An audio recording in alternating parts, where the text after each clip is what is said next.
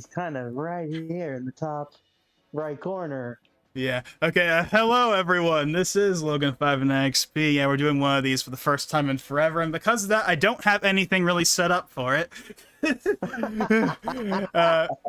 Yeah. So apologies. We're gonna get started in a second here. But yeah, I used to have a thing on here where I would have the ID on the screen. Let me just do that really quick, and then we'll actually get started.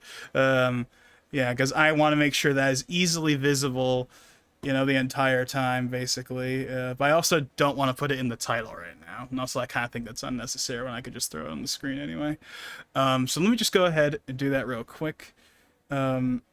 Text.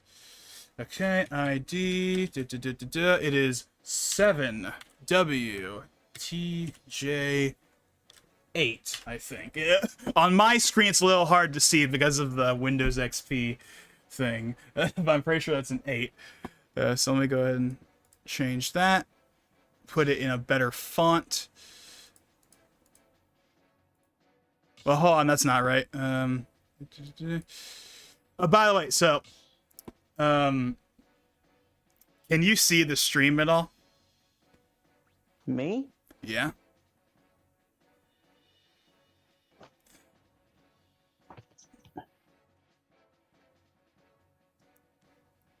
I'm moving over to see if I can. Okay, so Oh, I see it right here. okay, hold on. I pull it up, and I do see it. Okay, do you see the thing in the corner? Yes. Yeah, so 100% convinced that that is on purpose. Anyways, let me just make sure this is easily readable. Let's bold that. There we go. And we'll put it, oh, I don't know, we'll put it right there for now, I guess. We'll see. Anyways, all right. Let's actually play this dang thing for the first time in forever. For the first time in forever. Because, for the 0 people that are watching this, and especially the 0 people from the last stream I did on this game. The last time I streamed this game was December of 2022. Yeah, so it's been a long time since I've not only streamed this game, but really have played it. Because as I was talking to Dylan here, who by the way is the other person that's here, also known as Green Engineer on YouTube, if you want to go check out his stuff. I was talking to him before the stream that, like, we're kind of in this doldrum period right now for Smash where, you know, the current game has been out for a long time and hasn't received new content in forever. But we're also not at the point yet where people are really talking about the next game, because we can't talk about the next game really until the next console is actually properly introduced. And that hasn't happened yet. It will by the end of the year, but it hasn't happened yet. The closest thing to any kind of official anything was that Furukawa tweet of, "Yes, we're working on the Switch 2, shut up." Which, that's pretty much the main reason I think they made that comment.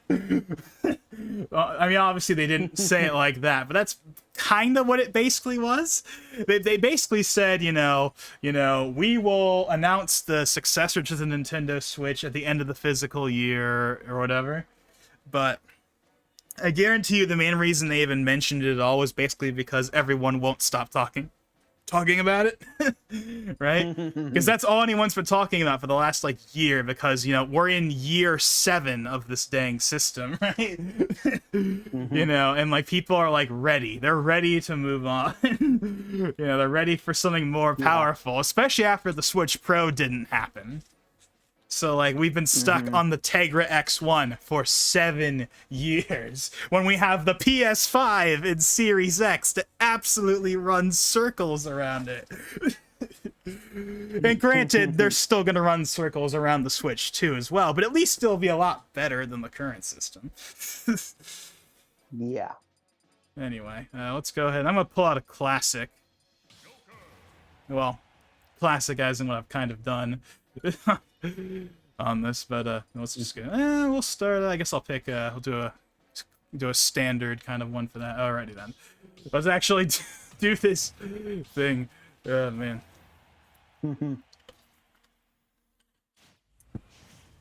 You know, a video, again, I know I was talking off stream about how, like, I have, like, a ton of video ideas that, like, never come out because I just drag my feet with this kind of stuff, but a video I would like to make is, I'd like to make you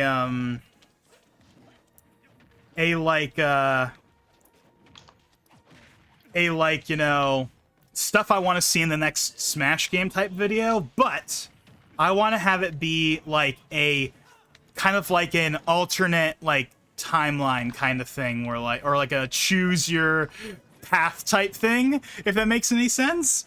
Like, that's probably not the right way to word it, but what I mean by that is I want to have a video that's basically, I want to have two. Oh my god! Oh!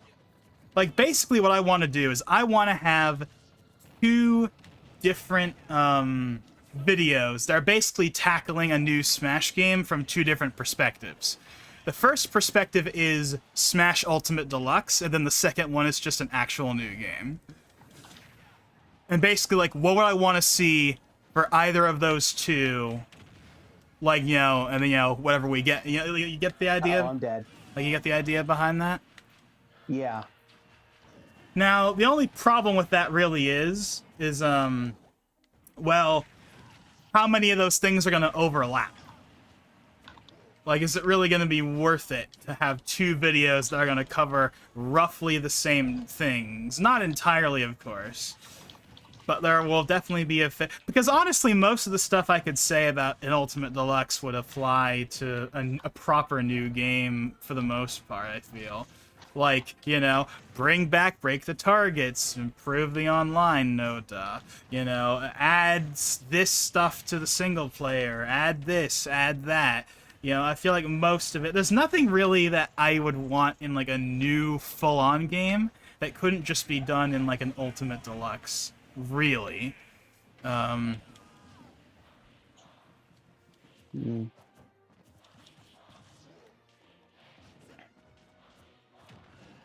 I already did a video a few years ago that, like, you could basically just copy-paste into whatever new video and make, and all of those points would still stand. Yeah. Like, I made a video about, in, like, 2020 that was, like, features I want to see added to Ultimate. Oh, yeah. And, like, most of the stuff in that video, you could just copy-paste and put into a new video, and it would completely 100% stand. Like, there might be a couple of specifics. Like, for example, I mentioned, like, co-op in World of Light. I mean, you could just copy-paste that and replace... Oh my god, you activated Arsene as he died.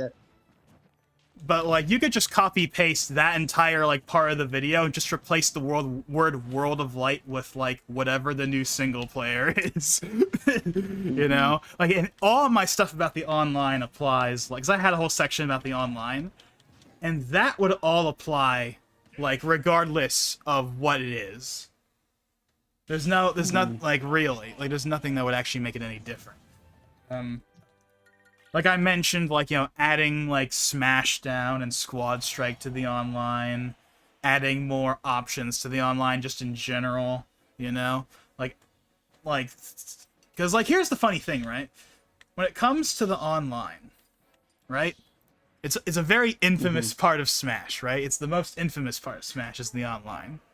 It always has been, but especially with Ultimate, it's like people got, like, even more annoyed with it. But the funny thing is, most of the complaints have been about the netcode, not about everything else. Because even if right now they had flawless netcode, there are still, like, a bunch of things that they could do to improve it that isn't just netcode. And the big one for me would be options. Like, there's not, like, you can't do any of, like, the special stuff online. It's just, like, regular Smash matches. Again, you can't do Smashdown, you can't do Squad Strike, you can't do Special Smash, you can't do any of that stuff. You can't do 8-player. I mean, granted, you know, 8-player with the current netcode probably wouldn't be a good idea anyway, but, like, yeah, there's a bunch of stuff you can't do right now online that you can do offline, right? Yeah. So that's like one thing I would want to see from either an Ultimate Deluxe or a new game. It's just like make the online feature-wise, not just netcode, but feature-wise, probably not on par, but like a lot closer to what you get if you're playing offline. Because as it stands, Smash is a local multiplayer game with an online kind of tacked on to it.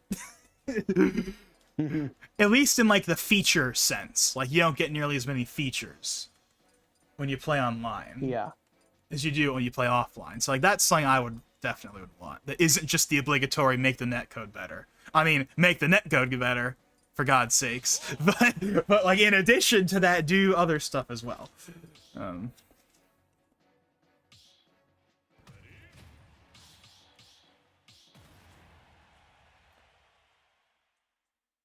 There's some actually yeah, I should look through it real quick because I actually have a thing for like stuff for like an Ultimate Deluxe. I want to kind of look over real quick like what I have currently listed. Hey, look, Twister's in the chat. Well, welcome to the stream, Twister. As you may have heard, assuming you didn't just literally join in a few seconds ago, this is the first Smash stream I've done in like a year and a half. It's been a long time, and because of that, I'm like gonna probably be rusty. Because I haven't I'm really too. because I haven't really played this game in like quite a while.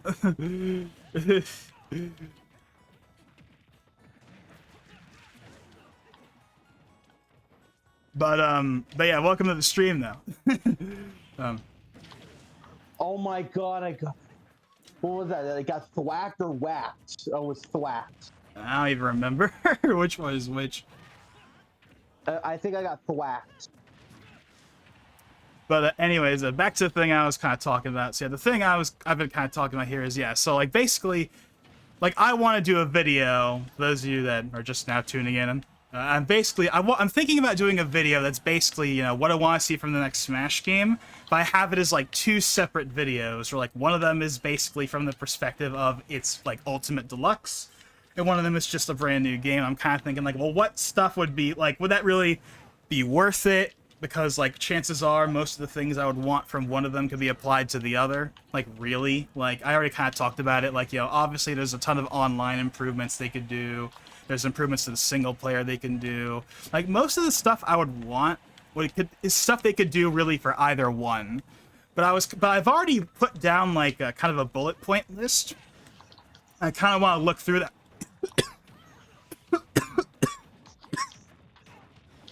kind of want to look through that and see basically like what do I have so far, because I have started to. I'm not planning on making this video like until like the next console is like officially announced at the bare minimum, which is probably going to be like late 2024 at the earliest anyway. But I do already have a bullet point list of some stuff I might consider. So, for example, for online improvements, I have the obligatory fix the netcode. That goes without saying. It's like the #1 thing everyone would want, obviously. Add a rollback, make sure it's actually good, all that obvious stuff everyone's been talking about for the last 4 or 5 years. But beyond that, add in local modes that are only available on the offline mode, because like I was kind of saying a few minutes ago, Smash kind of has this thing where I'm dead. Where like the local multiplayer is kind of like the main attraction, and the online is kind of a side feature. Even though a lot of people play online nowadays, obviously. But like there are a bunch of modes and features that are only available in local that you can't have online. Like you can't have like stage morph, for example. You can't have Smashdown or Squad Strike or Special Smash or 8-player Smash. Those are all features that are only available in local. Those aren't available online. So even if tomorrow they put out 13.0.3 that magically fixes the netcode and makes it absolutely perfect and there's absolutely nothing wrong with it, they still don't have Squad Strike, they still don't have Smashdown, they still don't have all those things. So That's definitely something. Oh, and here's one that I actually forgot about, but I'm very glad that I have it in here. You want to know something I have for online improvements? What? That I'm honestly baffled is not a thing right now. Huh? Let you change your character without getting kicked out of line. Oh.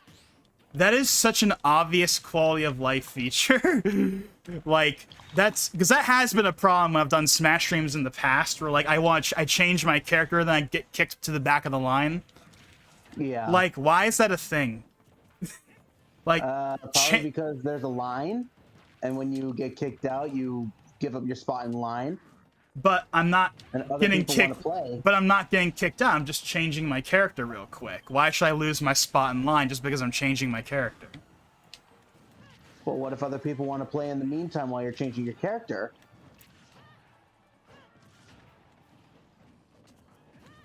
I mean, that's literally how it works right now. Like, you know, if after this match, right, I wanted to change my character, and everyone, because like how it works right now is if I went to change my character, and if I go to the character screen, which means I get sent to the back of whatever the lobby is or whatever, or get kicked out of the lobby. Like, I'm still in the lobby, literally, but, like, I'm not in, like, the little arena part where it actually matters, right? Yeah. Well, then if all the other people in the lobby, if they all click yes, then a match starts without me and I have to wait. But, I don't know, I just feel like... Okay, you know what? In that specific situation...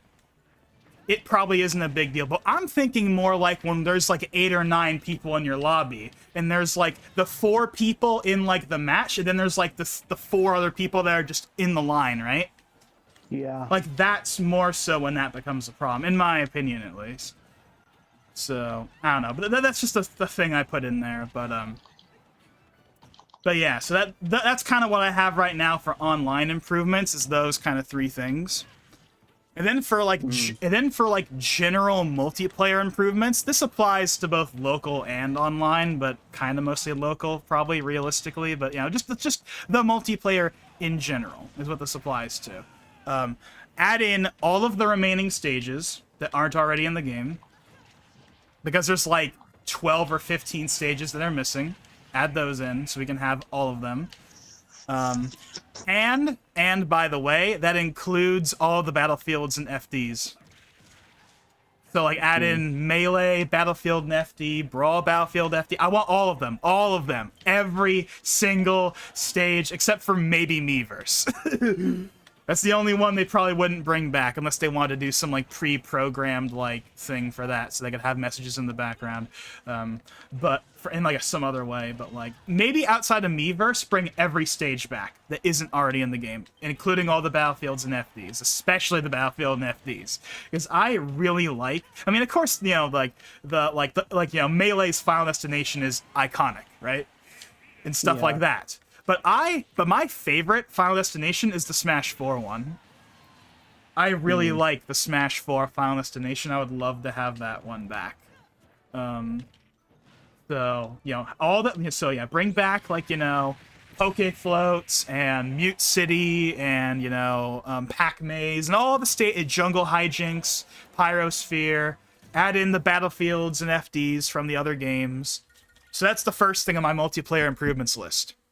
The second thing is, and this is, of course, this comes with the territory, but add in a handful of new stages from whatever the most recent games are. I mean, obviously, right? Obviously, but still. The second one is something that has bugged me for a while, and that is fix Minecraft World's low-res backgrounds. That's it?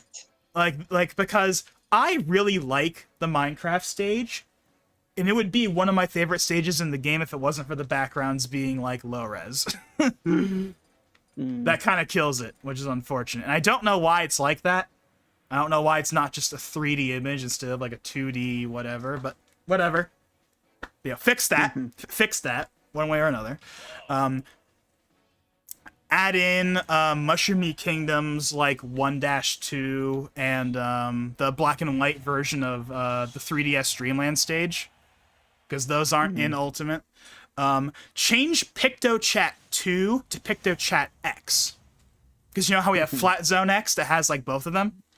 Yes, it has Flat Zone 1 and Flat Zone 2. Yeah, that. Do that. How they didn't do that in Ultimate blows my mind.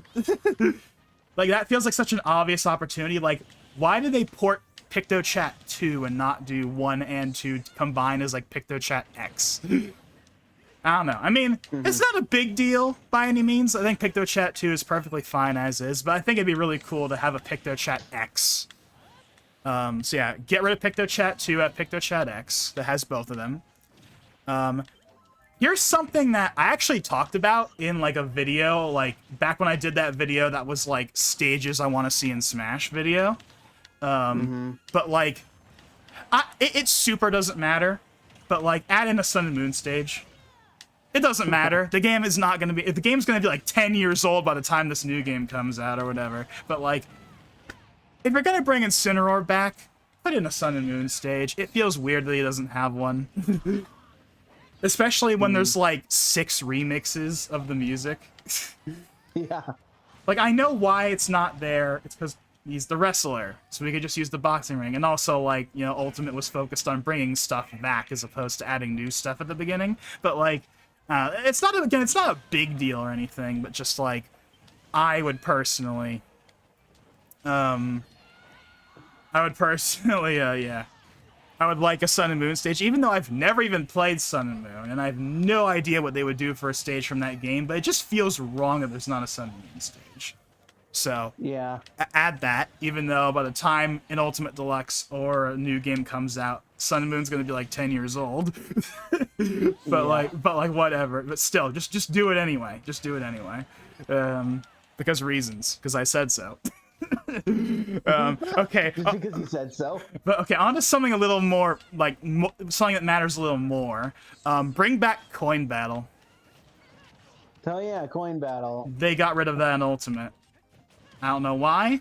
No one really complained that it was missing, to be fair. It wasn't that popular, obviously, but, you know. I rarely play Coin Battle, I'll tell you that. But, like, you know, I feel like it should be there. Just for the sake of completeness, more than anything else. But, you know. So add back in Coin Battle. And you got critted. So another thing, and this one might be, you know, depending on how you feel about how it was in Smash 4, but bring back custom moves. Again, more so just for the sake of completeness, more than me actually wanting it. I mean, Yeah. I thought custom moves were neat, but they didn't, but no one really used them all that much. And also, none of the DLC characters got custom moves. It was only the base roster, which also kind of hurt it, because it's like, well, if they're not even going to bother to add in custom moves for the DLCs, then why should we even bother using them at all? Or, I don't know.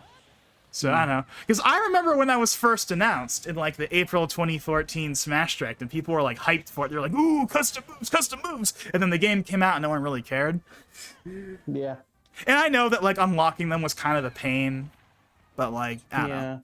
But, yeah, if they could, like, revamp custom moves and make them better, make it so it's not a pain to unlock them, then, like, I think that'd be kind of neat. And but if they're gonna bring back custom moves, they have to commit to it.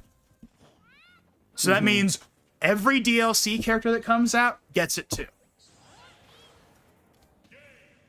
Yeah. Because it would be weird. I mean, like, yeah, it'd just be weird. Like, so, like, what I'm guessing they would do is, all of the characters that were in Smash 4, they just recycle the custom moves from that. Of course. Maybe sprinkle in a few new ones. There might be a couple of changes, but I think the way I think of it is that they're basically just going to copy-paste the custom moves that those characters had for the most part. And then, of course, everyone that was in Ultimate gets it. And, of course, all the characters that came back get it. So, you know, Snake gets it, Pichu gets it, etc. And then, obviously, all the new base characters get it. And then, hopefully, the DLC characters that will obviously come later will also get it. But, I mean, I don't know. Well, realistically, it's probably not going to come back anyway. But I don't know. Just having it back in general, I think would be kind of neat. And then the last thing I have is add a boss toggle that's separate from the hazard toggle. So basically, because right now, like one of the big reasons why people wanted that is so they could play on like, you know, Wily Castle, right, without the Yellow Devil. Yeah. But the problem is right now, if you turn off hazards, it just makes it a flat stage. You don't get the platforms. So it's kind of pointless. At least for stages like for the stages where people complained about having the bosses, turning them off like harms the stage. By at least, I mean, you know, obviously, you know, that depends on the stage and whatnot, but like, you know, but yeah, so make it so that, you know, you can have it work the way it works right now for the people that like the way it works right now, where it makes the stages completely static and they don't transition or anything. But if you want to have, you know, the platforms move and stuff, but you just don't want the bosses, like, have that. Because I would play on Wily Castle more if I could have the platforms, you know, move and stuff. I mean, not that I really have a problem with the Yellow Devil necessarily all that much, but like, you know, it'd just be nice to have. So that's what I have for multiplayer improvements right now. And then for single-player improvements, and by single-player improvements, I mean not the big, you know, adventure story mode, just like regular single-player stuff. I have obligatory bring back break the targets. Like, I don't care if it's the 64 melee style where everyone gets their own stage, or if it's like the brawl style where it's only like 5 maps. You know what? I'll take either one. I just want it back. I just want to break the targets back. I'll settle for break the targets. Like I'll settle for the brawl style if I have to, because I get it. Like making, you know, 80, 90, 100 unique stages, or like I get it, but like, I don't know. I'll take either one, but just like break the targets. So that's one. And then bring back All-Star mode, the real one. Like real All-Star mode, not what they have right now where it's just multi-man smash. Yeah. Like actual All-Star mode where you have like, you know, the weight area and stuff, and you know, it's all the characters in order and whatever. Like that real All-Star, bring that back. And then I have the thing I mentioned earlier, which was add again, all the stuff I'm talking about, just for context, once again, this is for like an Ultimate Deluxe primarily. Like this is mainly applying to an Ultimate Deluxe. A lot of this could apply to an actual new game as well, but these bullet points I have are specifically for a Ultimate Deluxe. And then and I have the add 2-player co-op the World of Light. Like I don't know why that's not a thing.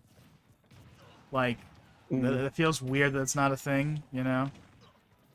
And like you could say, well, hold on, they can't do that because at the very beginning you only have Kirby. Okay, I'll give you the easy solution to that. Have Kirby and then have Yellow Kirby. For like for the couple of battles before you get like Mario or whatever. Like just do that. Like it's fine. Because obviously, like in Subspace, right, the very first match is like Kirby versus Mario, and like when you do that, you're both Kirby, right, for that first Subspace match. Yeah. Why if it could be like that on that, why can't it be like that in World of Light? Good question. So yeah, add 2-player to World of Light. And then this is something that has always kind of been weird. I'm not the only one that's brought it up. It's not like the biggest deal ever or anything, but it's just weird. Improve the character portrait load times. Like, you know when you load up the screen and like you try to go through the different skins, but they like don't load?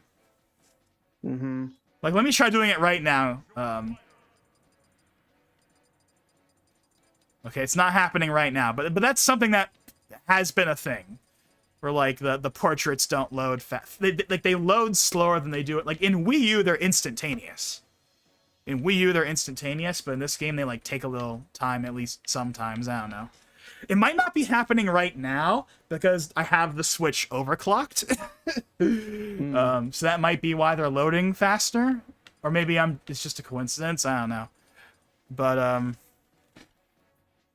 anyway, so that's my little bullet point thing for an Ultimate Deluxe. A lot of those could apply to a new game, but that's my little bullet point for Ultimate Deluxe. I think most of those are like pretty reasonable, I think. I mean, okay, like obviously we wouldn't get all of that. But like a couple of those I think I could see. But anyways, so yeah, that's a potential video idea. That I will, like, I'm gonna do a Smash 6 video at some point. Like, it's inevitable, right? Like, it's like whether it's 2024 or 2025 or 2026, the second that game is like on anyone's radar whatsoever, it's gonna get a video of some kind. It's just a matter of what kind of video and when. But anyways, but enough about that. Let me look at the chat. I've been kind of I haven't really been paying attention to the chat, and I really should. So let me see. The arena screen looks clean. Yeah, it's from Game Banana. If you couldn't tell, obviously I have mods turned on. I don't have anything crazy. It's basically just that arena screen and like one or two other small things. Nothing crazy, but yeah, that's like obviously a Windows XP styled background. I think it's pretty neat. You can go get it on Game Banana if anyone's interested. It's not mine. I didn't make it, to be clear. I just downloaded it. But yeah, I think it's pretty neat. It's the one I've used for the last couple of Smash streams.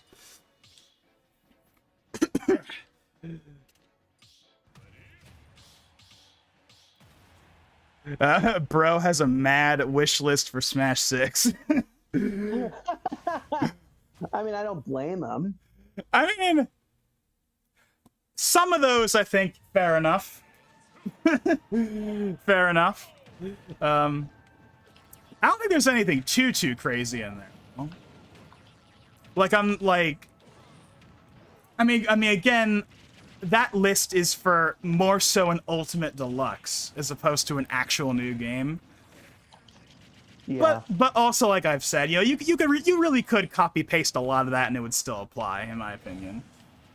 Just replace World of Light for whatever the new big single player thing is. Just copy paste that.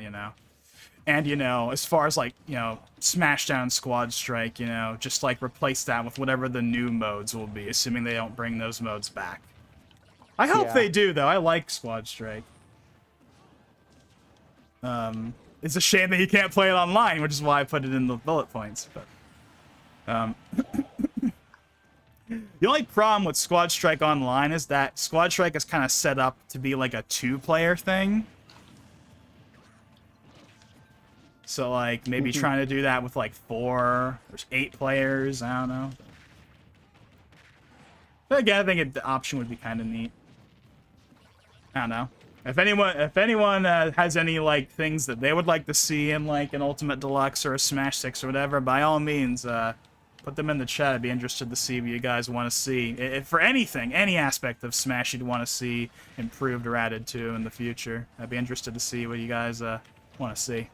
One thing that you may have noticed I didn't put in that bullet point list for Deluxe is I didn't mention characters. Uh-oh. And that's because I'm trying to focus on... And that's because I'm trying to focus on things that aren't characters. Because, like, that's been the big thing, right? Is characters and to a lesser extent stages. But the thing is, that's where all of the focus has been, right? Both in terms of the community as well as the developers themselves, right? Like, we got, home run contest back. We got, like we got some things here and there, but most of the stuff we got for Ultimate was characters and stages, But, like, there's more stuff than that they can add, Like, that's, that's a bullet point right there for, like, more so Smash 6 than an Ultimate Deluxe, but, like, actually add, like, new modes and stuff. Like, don't just add characters and stages after, like for, the DLC stuff,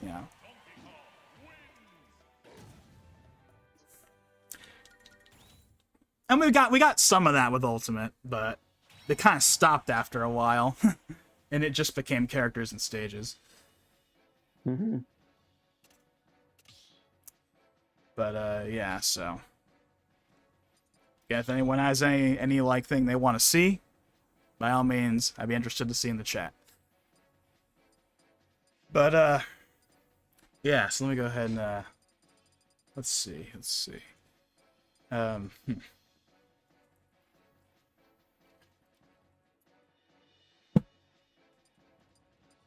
And the wish list still grows.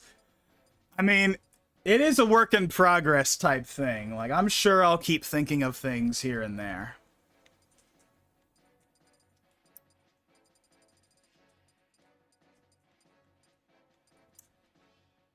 I can't think of anything else right now.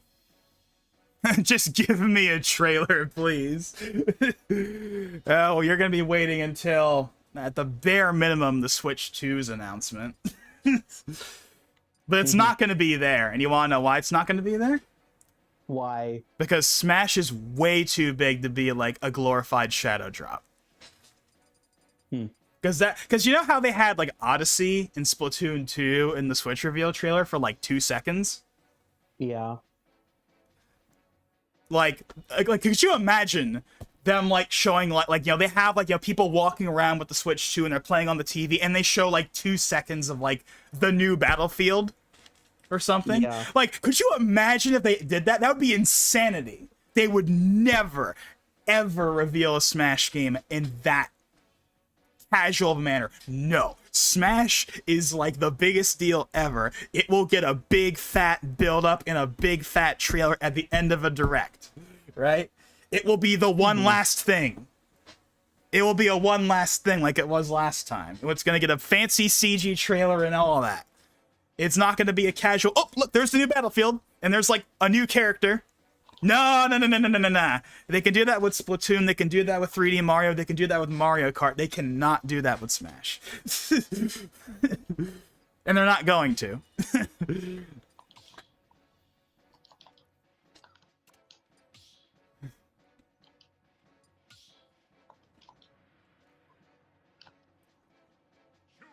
Now, that being said, that entire little spiel I just did right there, that's for a new Smash game.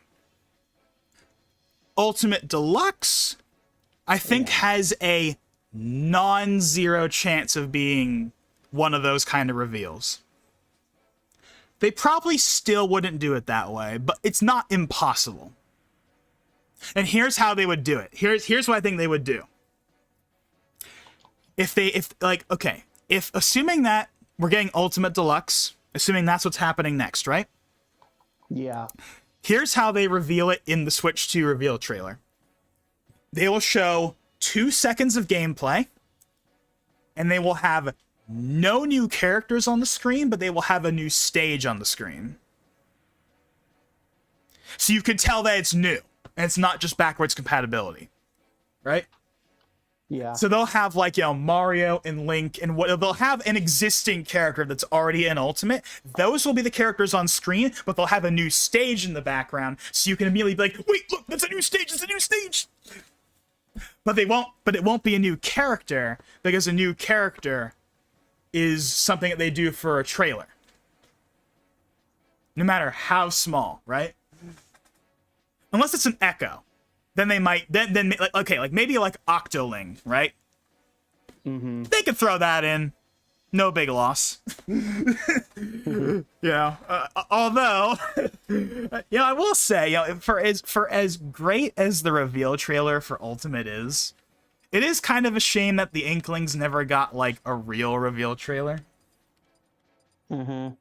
It's not a big deal. I mean, the trailer was, masterfully done. Because, and you gotta remember, you gotta remember the context, right? Because this was the March 2018 Direct, and they had just revealed Octo Expansion right before. Yeah. So when people saw what was very clearly a recreation of the E3 2014 reveal trailer for Splatoon 1, because that's what that entire beginning segment was. It was supposed to be like a reference to that. I remember, like, if you go back and look at the reactions, people were like, "What is this, like Splatoon 1 on Switch?" like at first, in those first couple of seconds, that's what people thought, because it was a recreation of the E3 2014 trailer. But the second the Inklings pop out of the ground, immediately everyone's like, "Oh, this is Smash." And you want to know why? Because the CG. That the CG, the Smash, it's not just any CG, it's the Smash CG. Smash CG has a very specific look that you can see it and you're like, "Oh yeah, this is Smash." So like the instant the Inklings popped out of the ground in that trailer, I immediately knew it was Smash because of like the way they were rendered. Like, "Oh yeah, oh, this is a Smash trailer. This has to be a Smash trailer." And shocker, it was. And then, of course, the absolutely genius, iconic moment where the Inkling, turns her head around, and then you see the eye and everyone loses their mind. All that stuff. Anyways. I really should... Oh, man. I'm just sitting here. Oh, man. Yeah, we did a full match while you were talking. Apologies for that. Oh, man. If I'm going to talk, I should at least talk while we're playing. Yeah.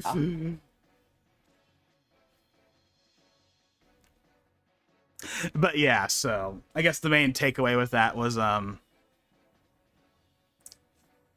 yeah, I mean, they're not going to have a actual new game in a Switch 2 reveal trailer because that's way too big to just be oh yeah, there's the next Smash. But an Ultimate Deluxe, I don't think is impossible. But I don't think they would have anything significant in it. It would be mostly new characters. Mostly existing characters with like one like new Echo at the bare minimum. It would not be like they wouldn't have like a big new character, especially third party, like just casually be like right there, right? They wouldn't do that. I think at best it would be something like Octoling, like, an Echo character that people would like already expect and wouldn't be like a huge deal. They could do that, and then they would have like a new stage from like a recent game, whether it's like Xenoblade 3 or Scarlet and Violet or whatever, or whatever, right? Just a new stage of some kind. So I could see them doing that, because that's what they did with Mario Kart 8 Deluxe, because they had King Boo, and they had the double items in the trailer to tell you that it was indeed a new thing of some. But I mean, then again, the Switch was not backwards compatible, obviously, because it literally couldn't have been. But I don't know. So that's kind of how I think. For me, it's weird seeing this stage right here because I've been playing Tears of the Kingdom a lot, and this is Breath of the Wild. I actually did think of maybe they could do a Tears of the Kingdom stage, but I'm also kind of thinking, well, what would they even do for it? Yeah. I mean, they could do the depths, they could do the sky. It'd have to be one of those two, because that's the only way they could really make it, make sense. Yeah. Because obviously there's not going to be another Zelda game at that point.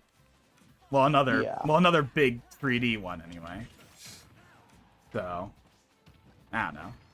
I think I could see them not bothering with the Tears of the Kingdom stage, because it probably wasn't necessary. Yeah. Because they have this Breath of the Wild stage right here. Yeah, they could just add in like some of the new music, and that could be like good enough. Honestly. Yeah. Like, I mean, if we get a Tears of the Kingdom stage, cool, but like I don't think we need one. Let's see. I wasn't big into Smash until 2020. From a Mike. 2020. That seems... I mean, it's easy for me to be like, oh, what are you talking about? But I gotta remember that it's easy. I think it's very easy for me to feel like, oh, who hasn't played Smash forever? because everyone I've ever known has played Smash forever, right?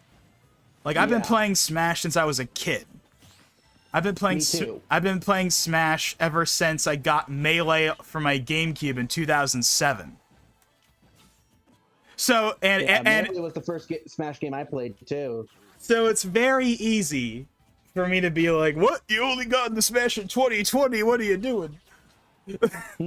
But you got to remember that obviously not everyone, Yeah, people play Smash at different times. Not everyone is you. Yep. But it's 2020 though. Just out of What the freak? actually, out of pure curiosity, like, what specifically got you into Smash? Because if it was 2020, like, was it like a pandemic related thing? Like, I don't know, you just like, oh, like, I need something new to play. Oh, let's try Smash. Or was it something different? Or was it just a coincidence? It just happened to be the time it happened. I don't know. I'm just curious. Like why specifically did you not really get into it until 2020? I'm kind of curious. Oh, more competitive. Okay, in 2020. Competitive Smash. Okay. He got into competitive Smash in 2020. In fact, he's about to beat me because apparently he's been playing since the original. In 1999. 1999. His words, not mine. So, okay, fair enough. Fair enough. Okay, the way I interpreted that was that you didn't really like play it in any like. I mean, I guess technically speaking, competitive literally is serious capacity. But when I hear the words, didn't really get into it, that to me is just more like you weren't like paying attention, you weren't actively invested. You weren't there for, like, every single time something happened, like, stuff like that, as opposed to, like, competitive. So I guess I kind of interpreted that a little differently, maybe. Yeah, getting into competitive, though, in 2020, though, was probably not the best time to be getting into it. Nope. With, all the tournaments being closed because of the pandemic and everything, and... having to deal with the online netcode for a while. Probably wasn't the best time, but hey, it is what it is. I actually had, I remember, I've only been to one Smash tournament. I went to Congo Saga in 2019. Which, it was fun. I feel like I got my fill from that, so I haven't really gone to another one since then, but I actually did get, reserve stuff for one after that. That was going to be a Final Saga, and that was supposed to happen in, wait for it, March 2020. Wow. Who would have saw that coming? So yeah, that obviously didn't happen. It got postponed a couple of times, and then eventually it just got canceled, and, it was like, oh well, it is what it is. Haven't gone to one since, but, I did like going to Congo Saga. I got to see, all the big players were there, of course, Leo, Tweak, Sam Sora, whatnot. All the big players of the time were there. And of course, some of those players kind of went through some controversy the year after, and I don't even know what the current state of who's like on the quote-unquote good list or not anymore. I don't even know what's happening. I did pay attention to the competitive scene for a while, but like starting around like 2021-ish, I kind of like stopped paying attention. So I have no idea what the current state of anything is. But of course in 2020 there was that whole big thing that happened in the summer where like a ton of players got all these allegations and stuff, and there was all this stuff that happened and players left and then they came back later, and like Nairo left and then he came back later or whatever. It's like, I don't even know. I don't know. I'm completely out of the loop on who's still around, who's still playing, and if they're still like in people's good graces or not. I don't know. I'm completely out of the loop. I've completely checked out of Smash competitive, and I probably won't even check back into it at all until the next game at this point. But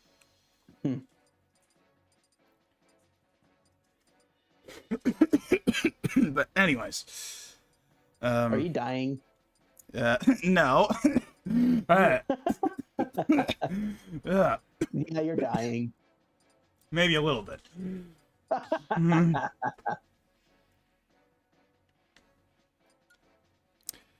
Let's see. I was more into items and final smashes with 64 melee and brawl. Skipped Smash 4. I'd say that, yeah, well, like during the melee and brawl days, we pretty much always played with items. It wasn't until Smash 4 that items just kind of got turned off for whatever reason. I got nothing against items. It just for whatever reason that's just how people played. Like during the Smash 4 era, no one played with items on. Everyone had items turned off. Everyone I've ever played that game with always played with items turned on. Whether it was the 3DS version at school or it was like at home or whatever, like or it was always items off. It's always how that worked. Quit dying, you.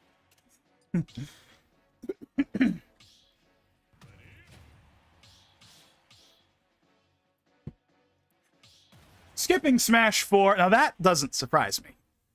Yeah. Apparently Smash 4 wasn't the best Smash game out there. Well, it's not even that. I just mean like you know, it was on the Wii U. Yeah. So like The Wii U was a failure, so yeah, I mean, I played it. I did. Yeah, I had a Wii U. I was one of the 13 million people that had a Wii U. I had Smash. He looked it up. I already knew it was 13 million. That's like burned into my brain. It's 13 million. But you know, so I mean, like obviously there were a lot of people that skipped Smash 4, or especially skipped the Wii U version. You know, the 3DS version existed. You know, everyone likes to forget about Smash 3DS, but Smash 3DS existed. Dang it. Yeah, in fact, I even have iShot of my Wii U right now, which is sitting right next to my TV. So, I still have my Wii U and sometimes play it, but not often. I mean, basically, what happened with the Wii U is the Wii U got, you know, regular usage up until, you know, 2017. And then after that point, it slowly fell away. Because at first, you know, we were waiting on Splatoon 2 to come out, so I kept playing the Wii U for Splatoon 1. And then 2 came out, and I stopped playing 1. And then finally, you know, throughout 2018, you know, it was basically the Smash Wii U machine. You know, we were playing Smash Wii U, you know, as we were waiting for Ultimate to come out. We were playing that. We were playing, you know, mod packs and stuff like that. Like, there was the Nairo Ultimate mod pack. There was the Eret Namar Ultimate mod pack. There were a bunch of, like, mod packs that were actually really neat and had a lot of cool skins and stuff from that time period when everyone was making mod packs because people were just desperate to play something new, you know, while they're waiting for Ultimate to come out. And then the second that Ultimate came out, the Wii U basically became dust. Except for like the rare few occasions when I would boot it up for one reason or another. In fact, the most recent time where I actually used it for anything like that mattered was for that Wii U Online being shut down stream I did in April, where I streamed a bunch of old Wii U games. I also it had been so long since I had really used the Wii U in any capacity that because of course my Wii U was modded, obviously. It had homebrew on it. But the homebrew that the Wii U used had changed. It used to be something different, but by the time I was messing with it again earlier this year, it had changed to a completely new homebrew that I had to learn how to I had to learn how to install. It was actually pretty easy to install, thankfully, and it actually is better than the last firmware. For those of you who are curious, the current like if you want to mod your Wii U, it's the firmware you're going to be installing is called Aroma. It's actually pretty easy to set up. There's a whole guide on it. It's pretty simple to follow. And one of the reasons why you would want that is, of course, now that the Wii U and 3DS servers are dead, if you want to play those games online now, you have to use Pretendo, right? And Pretendo requires you to have a modded Wii U with Aroma so you can install like the Inkay plugin, you can have all your stuff. I haven't even fully set it up myself yet. I've got some of it working, but not all of it.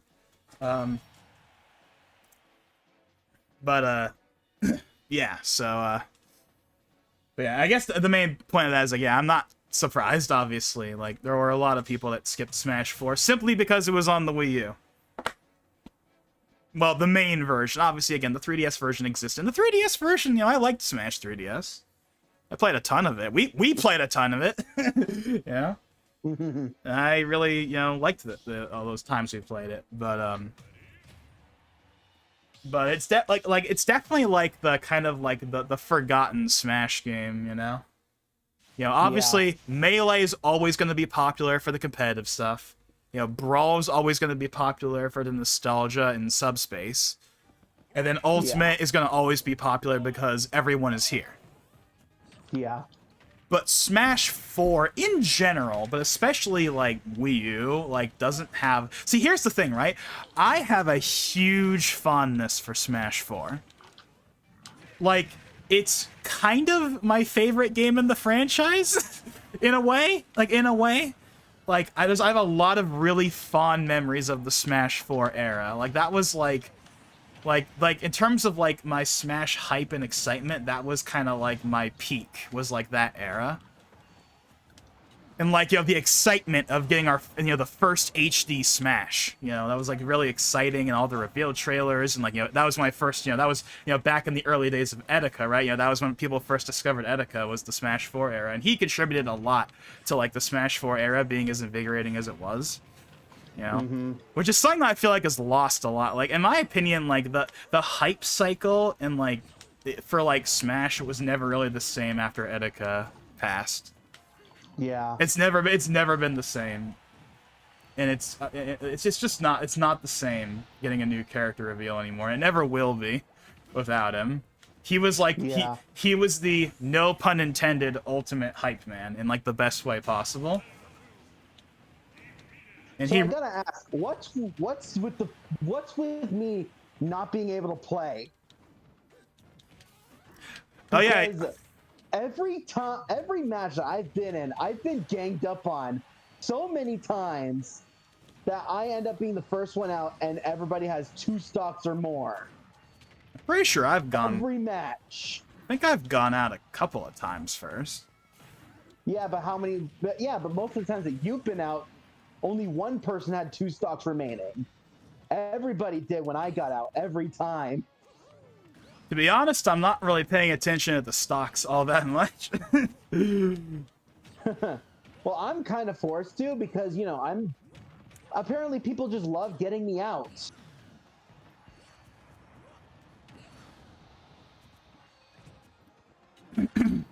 But, yeah, back to what I was saying, yeah, the Smash 4 era, I'll believe me, I love Smash 4, I love it to death, and I always will, but I will not sit here and try and tell you it's the best Smash game, because no one would say it's the best Smash game.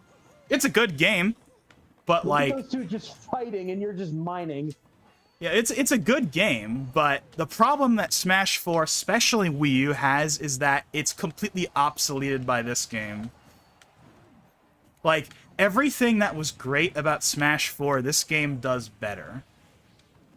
For the most part. There are 1 or 2 exceptions to that. I know there are people that miss the days of, 4 Glory, for example. As an example. But, generally speaking, everything that was great about Smash 4, Ultimate just does better. And also, everyone came back.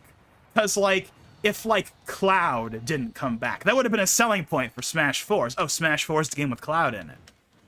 But, he's in this one. So it's kind of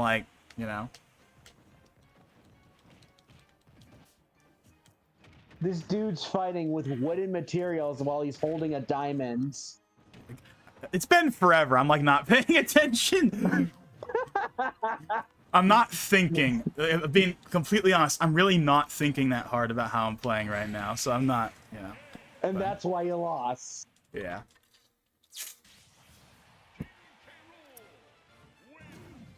Oh, hold on. I think I saw the YouTube stream kind of give me an error for a second. So if the stream just hitched or stuttered or whatever, then apologies. I'm not really sure what happened with that. But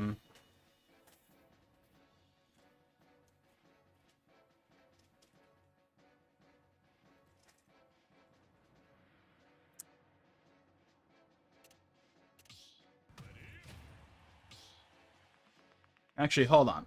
I'm sure the match is going to start anyway, but I'm going to change thing here. Let's go with... Actually, I think I'm gonna change my stage. I think most of the stages we've been getting have been like, the standard stages everyone plays on. I'm trying to avoid like the auto-scrolling stages and the walk-off stages. I know you don't I know you don't like walk-offs. Yes. I know you don't like walk-offs. If I'm going to pick a stage with a walk-off, I'm choosing the Battlefield or Omega version. Like I remember figure 8 circuits. Like I remember, I think this was in the December 2022 stream. Like we kept getting like Wii Fit Studio, and you were getting you were getting like really like annoyed at the walk-offs on that. I was really annoyed because people would just make me go to the side of the stage and just throw me into the blast zone. That's why I don't like walk-offs. I've had so many people do that to me, and it annoys me so much.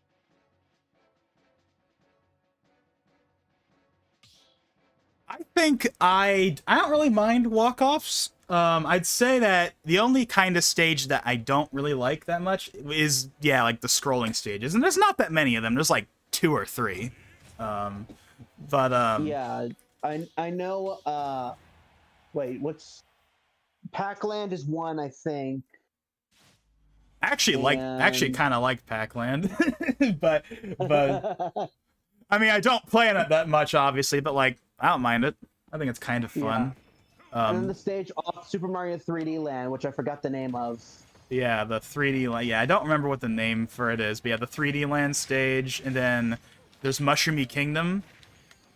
Yes, Mushroomy Kingdom, and also what, Green's the one that looks like the original Kirby.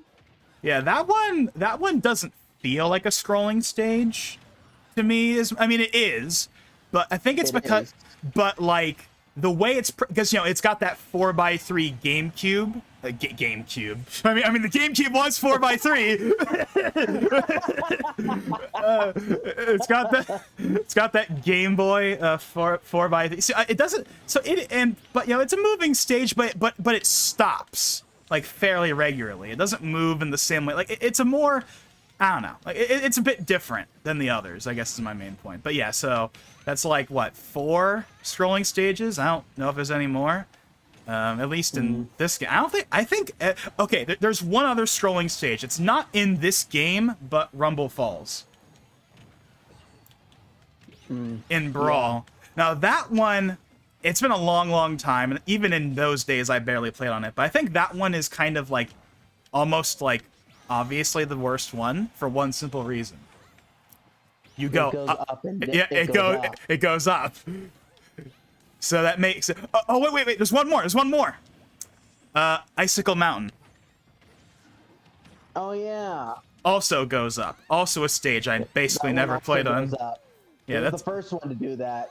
Yeah, that was the first one. Yeah, like, I mean, I don't mind the normal moving stages, but, like, yeah, the ones that go up. Like, it's like... There's only 2. There's only 2 in the whole franchise, and both of them aren't in this game. Like... Yeah. Like, I know earlier on I was like, bring back all the old stages. And yes, bring back all the old stages, but, like, if you don't bring back Rumble Falls and Icicle Mountain, I'm not going to complain about that. It's because you hate them. I hate them. I just don't really care. Well, okay, you know what? I probably care about Icicle Mountain more because that one has, like, more nostalgia value. Yeah, of course, being from Melee. But Rumble Falls, like... It could be deleted from history, and I'd be kind of like, whatever. I don't hate any Smash stage, really. Like, there's really only, like, a couple of stages that I'm kind of like, yeah, I don't want to play on that. Like, Yeah. But, like, most of them I'm totally fine with. Yeah. One that I know for a while I didn't like playing on was 75M. Oh, yeah. That one's kind of annoying to play on. Yeah, that one can be annoying. And actually, granted, again, doesn't get much play time because of what it is, but I at least like the idea of the Great Cave Offensive. Oh yeah. I like What the about Palutena's Temple? oh, I like Palutena's Temple. Yeah, because it's also like the Great Cave Offensive. But that very big stage. But that one's a lot more open. You're not as boxed in. Yeah. That one also has the Palutena's Guidance, which is neat. We've also played on it a lot in the past. Like of the really big stages, that one's definitely my favorite. Like between like the two. Okay, you know how I was talking earlier about how like, you know, with yeah, I was talking earlier about what was I saying? Oh yeah, about how like custom moves in Smash 4, like none of the DLC characters got any. Yeah. Well, you want to sign that? Okay, this is another thing you can add to the bullet point. This is another bullet point for Ultimate Deluxe or whatever. If they bring Palutena's Temple back again, in whatever, actually commit to it. And what I mean by that is commit to the Palutena's Guidance. Because I really liked the Palutena's Guidance in Smash 4. But in Ultimate they went like halfway. They recorded new voice lines for all of the new base game characters, but none of the DLC. I know. They did that in Smash 4 too, where the DLC characters didn't get anything, and yeah, and that really bugged me it didn't bug me in Smash 4 as much because Smash 4 had like more new characters out of the box than Ultimate did, but that really kind of bugged me in Ultimate how like half of the new characters in this game don't have a voice line. Because in Smash 4, it was just like Ryu and Cloud and Corrin and Bayonetta and like Lucas and like in the grand scheme of things, it wasn't like a ton. Like more characters than not had a line. And that's still technically true now, but the difference is that we had 11 characters in the base game and then we had 12 characters as DLC. So yeah. Half of the new roster doesn't have a voice line outside of the generic, you know, I have no idea about this fighter or whatever it is. So like that kind of bugged me. Like Now granted, they haven't, I mean, like for example, you know how there's like the snake codec thing or whatever? Yeah, the codec calls. That was never updated as far as I know. Like they've never updated it. It wasn't. But the only codec calls that are there are the ones from Brawl. That's it. But that I'm okay with because that one never got updated. The problem I have with Palutena's Temple is that they updated it, but then they didn't go all the way with it. Like, if they had just kept it at the Smash 4 characters, and every other character got the I can't believe this fighter thing, fine. But no, they updated all of the Smash 4 DLC and all of the Ultimate base roster. They got voice lines, but then they didn't do it for any of the Ultimate DLC, and that really bugged me. So yeah, add that to the bullet points of things they can add to either of them. It doesn't really matter which game, really. Like, just if they bring Palutena's Temple back, just in general, actually record lines for every single character.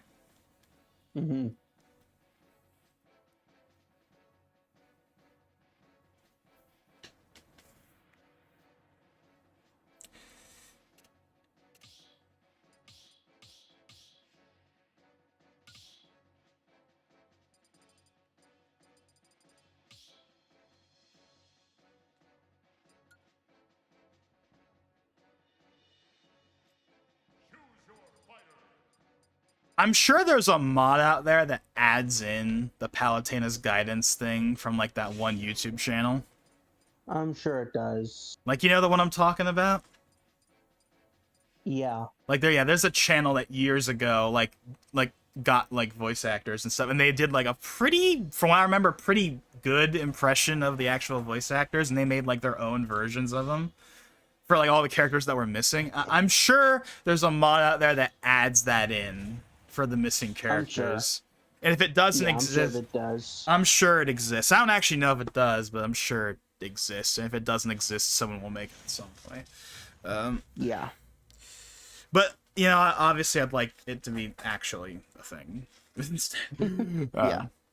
Although there is that thing where, like, when they did the new recordings for Ultimate, they didn't get like all of the they didn't get the original voice actress for Palutena back. I think it's someone different. I think Pit is the same, but Palutena and Veridi are different, but I could be wrong. Oh. I just know that one of them is different, and because of that, some people like didn't like the Ultimate ones because they sounded like wrong by comparison, or they didn't sound, they didn't blend in with the, like, it was blatantly obvious if you were listening to an old or a new one because of that.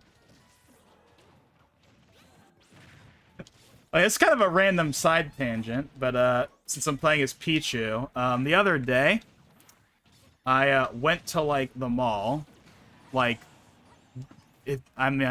Like, do you know which mall I'm talking about?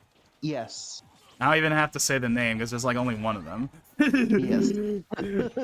Okay, well, I went there for the first time in like a really, really, really long time. Like as a kid, we used to go there a lot, and I haven't been there like since then. And obviously, there's the whole thing over the last decade or so, you know, American malls, you know, kind of dying and stuff. So I was curious to see, you know, hey, what's it like? So I went there like a few days ago, and it wasn't like dilapidated or anything. It was still like a perfectly fine, like it was everything was fine, but like half of the tenants were empty. Oh, yeah. Which is not surprising. There also was not that many people there. In fact, this is something that I think some of you guys might find interesting. So there's a GameStop in that mall, and I went there. Yeah. And I went there really just because.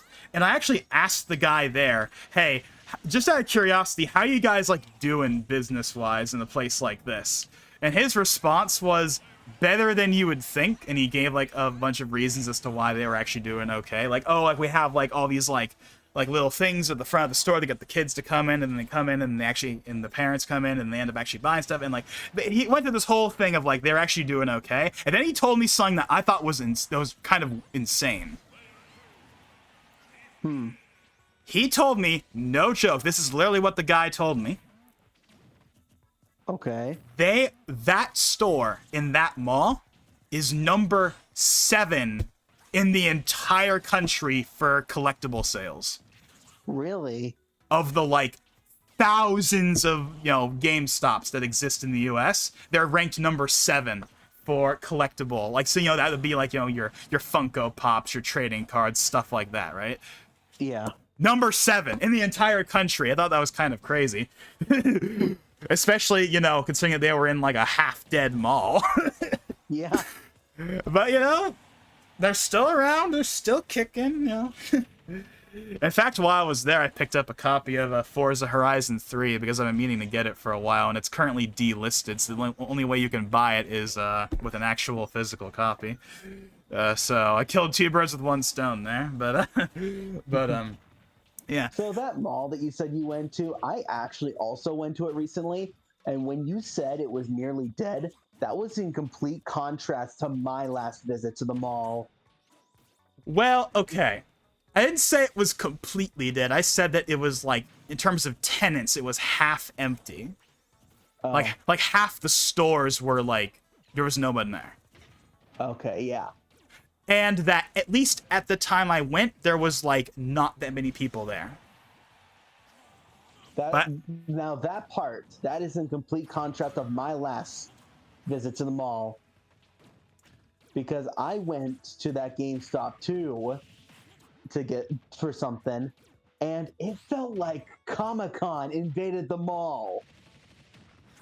Was there were cosplayers everywhere.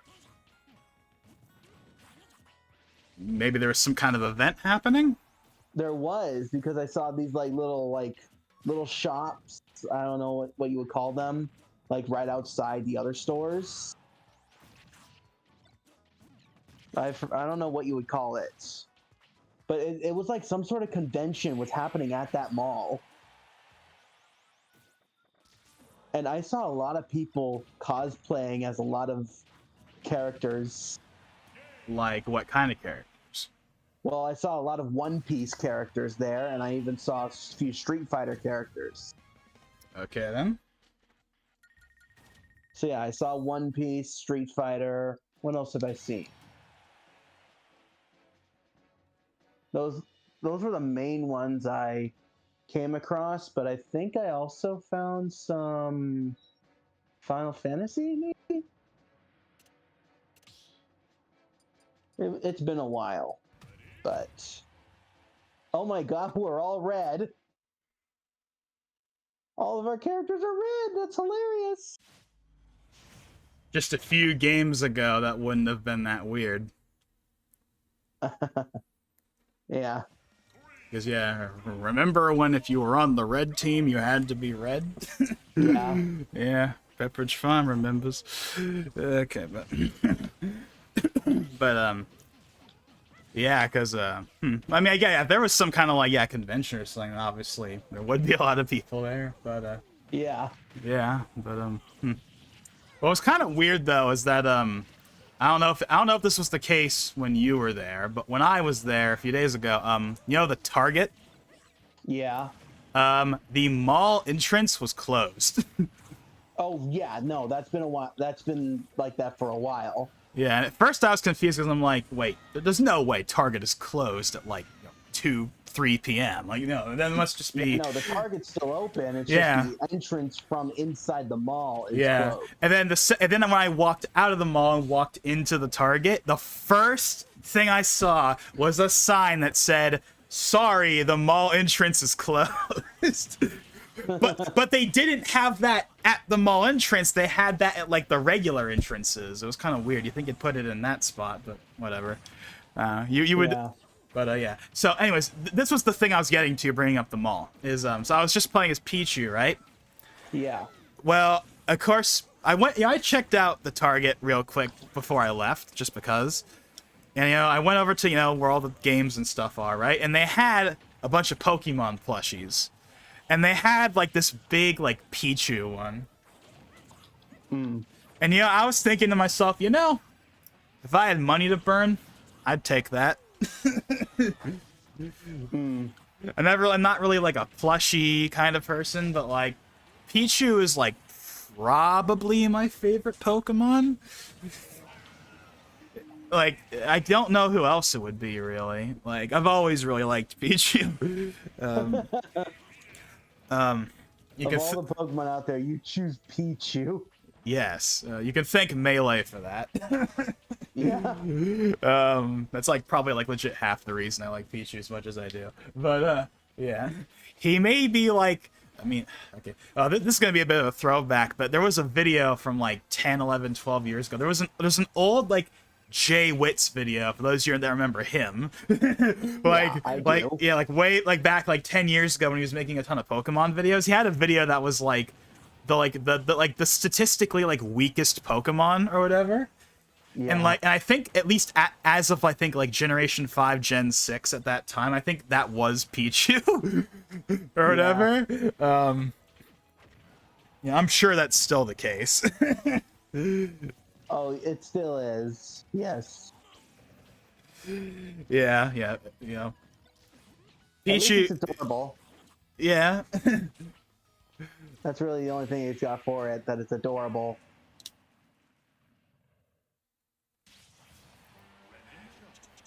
In fact, something about Pichu that I thought was kind of weird. This isn't really about Pichu proper, but like, it was like, I think 2 years ago. Okay, remember when I did one of the Smash streams?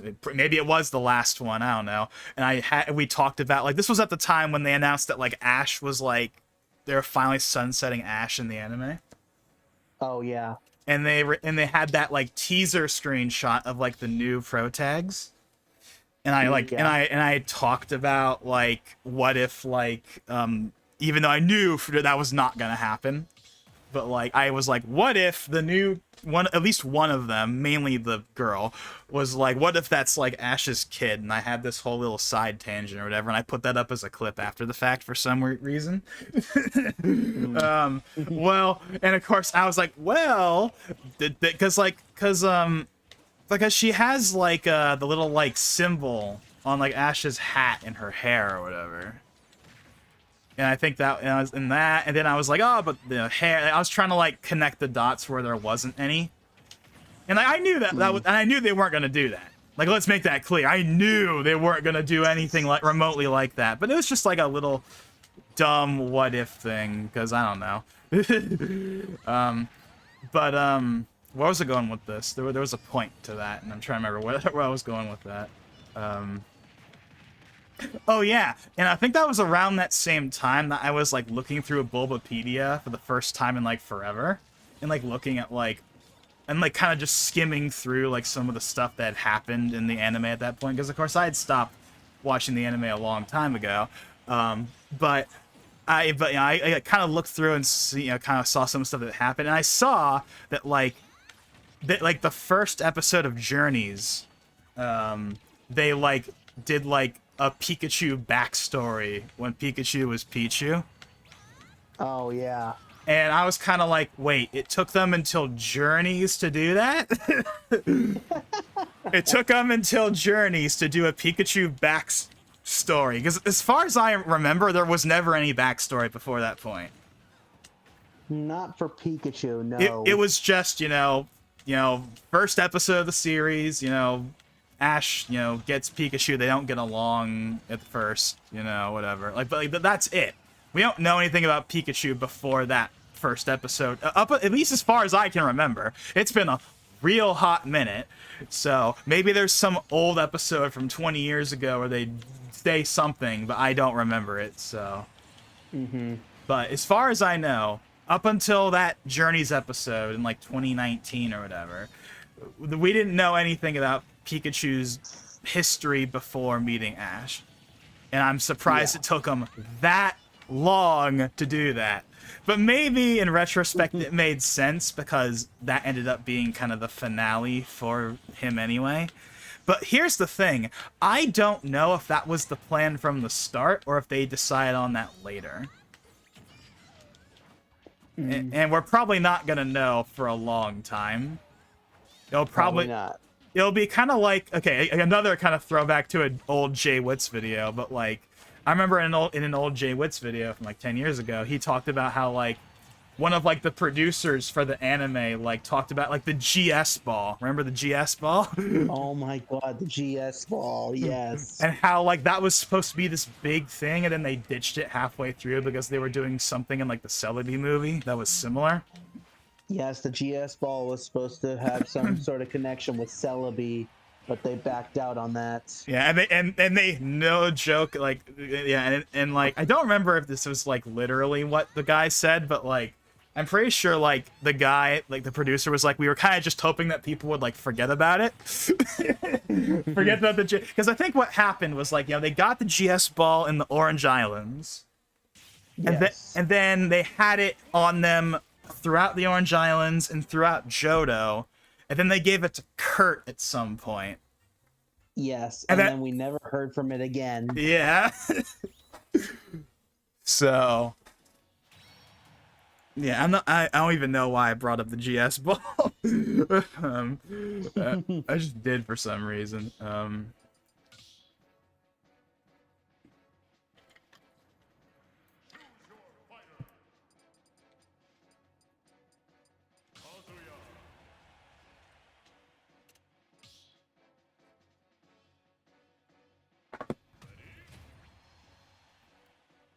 But but yeah, like I found out like a couple of I saw the Pichu, like there was some kind of Pichu backstory. That was like something I saw. There was also a couple other things in there I thought were kind of interesting that they did. Like there was apparently an episode or a couple of episodes. So so when Legends Arceus came out, they brought Dawn back because of course they did. And they like went to Hisui or something somehow, and they got thrown in like the outfits or whatever, right? Yeah. Well, apparently during that period when they had Dawn in the show again, there was apparently like an episode where there was like an alternate dimension or something. And there were like there were like two versions of all of like the then main characters at that point. Yeah. I remember I think when I saw that they did that, that kind of sparked in my idea this never gonna happen thing of like, what if they did like maybe like a movie or a special that's like again, I never saw that episode, so I have no idea what they did with that, but other than the alternate universe versions all got like different colored outfits to distinguish them from the main ones. But I was kind of thinking, what if they did like something that wouldn't make sense to do in Japan? It would only make sense here. What if they did some movie special whatever? This is probably a dumb idea, I should acknowledge from the outset. But like, because this is a total like, fanfic whatever kind of thing. But like, yeah, if you want to call it a fanfic or whatever. I mean, I actually have a more reasonable thing that I would kind of like to see that I might talk about later, but this first thing that is definitely never happening, it doesn't make any sense, and it's a total fanfic thing, is what if they did like something kind of like that again, but like do it like, but like have it involve like the entire cast? Like, all of the main characters that we know are there, more or less. Or at least all the ones people want to see. And the idea is, here's how I... Actually, no. Here's how they would do it. Here's why this would only make sense in the US and not Japan. My thinking is, have some event happen where... It could be either way, but we'll just say that they come to the existing... That, like, alternate versions of characters get transported to the canon world, right? Yeah. But they are all characters from Hoenn backwards only. So we're talking May and Max... Brock, Misty, Tracy. Remember Tracy? Yes. And any like, and they can throw in any like smaller characters if they want to as well that I'm not remembering. But like, bring back those characters, have them be an alternate version. But and here's the thing that makes this like a total like fan service thing that would only make sense in the US and wouldn't make any sense in Japan. Have the alternate universe versions of those characters be voiced by the original 4Kids voice actors. So that means bringing back Veronica Taylor to do alternate Ash and stuff like that. Like, that I think that, and of course that means, obviously if they're gonna do that, they're gonna go full nostalgia points and they're gonna put him in the old design. Yeah. Like, it wouldn't be Hoenn Ash. It'd be the classic outfit, obviously. From Kanto? Yes. Yeah. And then get Veronica Taylor to come back, who, by the way, I didn't even know this until, like, a few months ago. But, like, Veronica Taylor also was also the original voice of May. I didn't know that. So yeah, get her back. Get what's his name? The original voice of Brock. I know. Is it Eric Stewart? Is that his name, or is that the new one or the newer one? I could look it up I could look it up. I'm dead, so. I feel like it's that. I think it's. I'm gonna look. Hold on.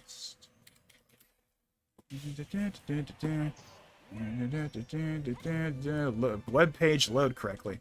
Eric Stewart for Brock. Yep. He also did James, apparently. Yeah. Okay, so yeah, get him. I don't know who the original voice for Misty is, but you got the idea. Bring back all the old voice actors and get them to voice the alternate versions of the characters or something. I think that'd be kind of interesting, but that wouldn't make any sense to make. Because Yeah. that's the entire idea, is that like it's the voice actor thing. That's the and it's not like it's a unheard of concept, because Dragon Ball Super, in the dub for Dragon Ball Super, for one of the filler arcs, they had like an alternate Vegeta, and in the dub they got Brian Drummond, who is like the OG Ocean dub, for those of you that know what the Ocean dub is. Like they got the original like Ocean dub, which is like the original dub of DBZ from like 1996 or whatever. They got him to voice the alternate Vegeta alongside, Christopher Sabat for like the regular one. And like that was kind of a neat little thing that they did. So it's not like an unheard of concept to like bring back the old voice actors to voice like alternate characters of like the character that they originally voiced. But that was a filler arc, of a show. And also, so like, that wasn't like a whole movie where like, that's a whole, that's a whole other thing, right? Again, it wouldn't make any sense. It wouldn't make any sense whatsoever to make. It's just a little thing I thought of that probably wouldn't even be a good idea to make anyway, if I'm being honest. It's just a little neat thing I thought of. But you want to know something I do genuinely want to see from the anime at some point? Yeah, and I think actually has a decent chance of existing at some point.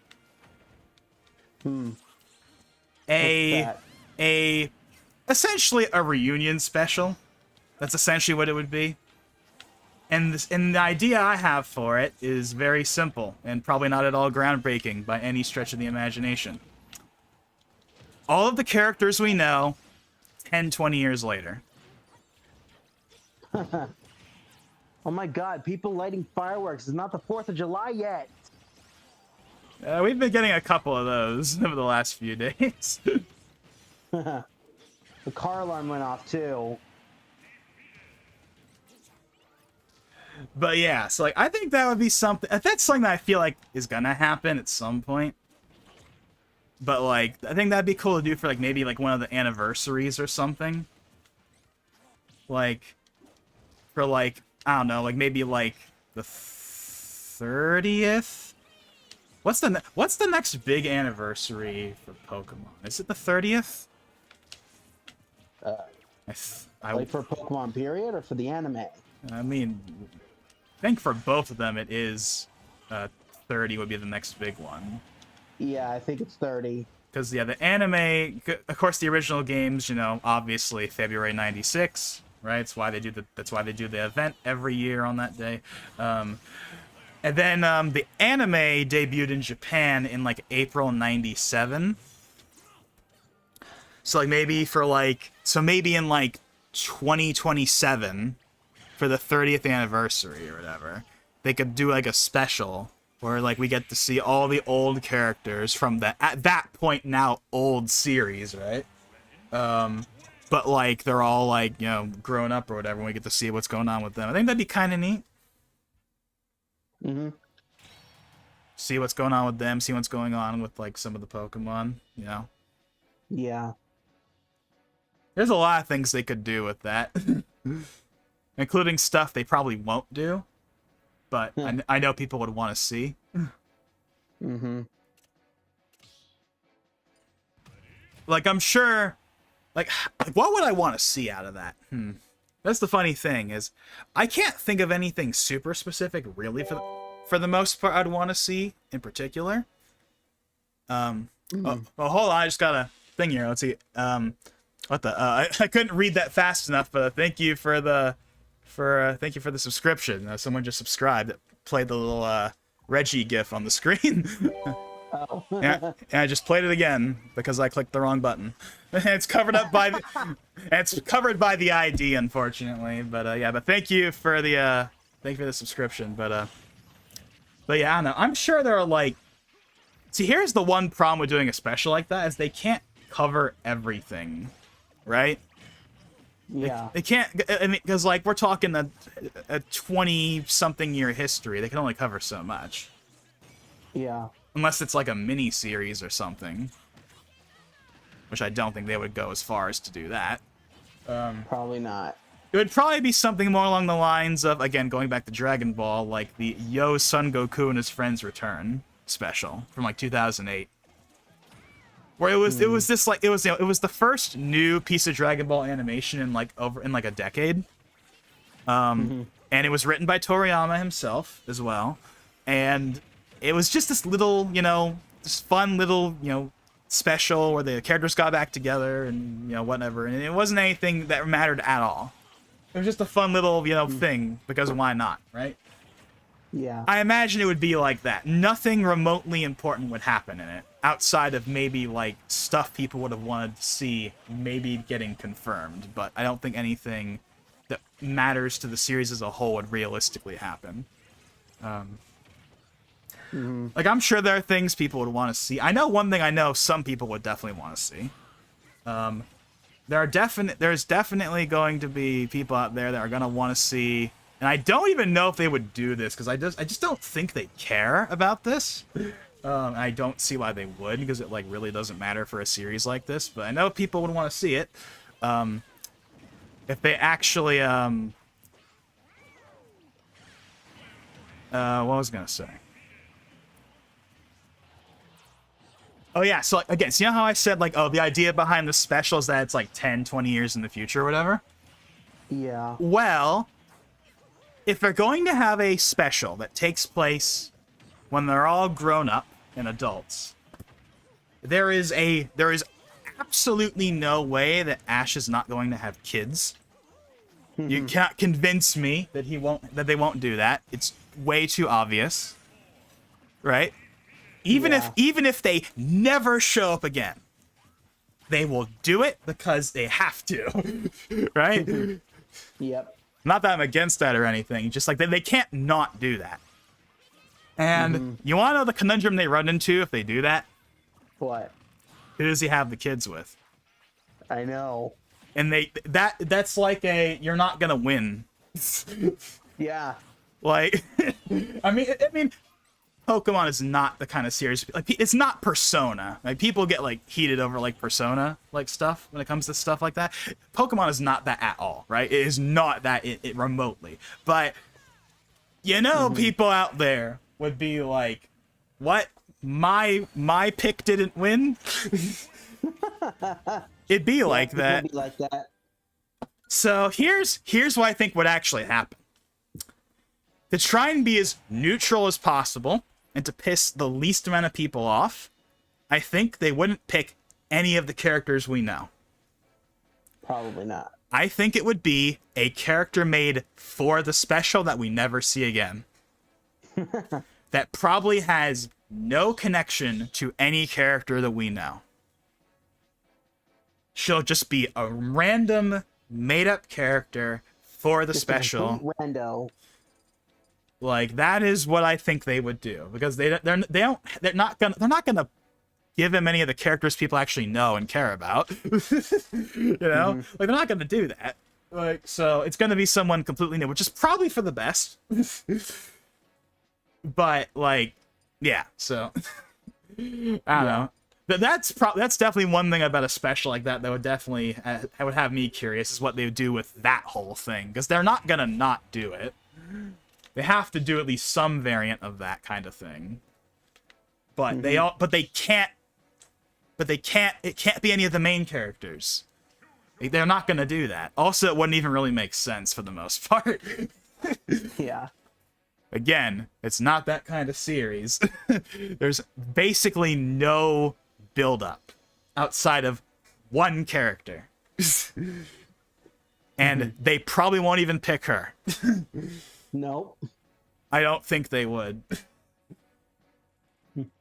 Again, I think it'll just be some random character.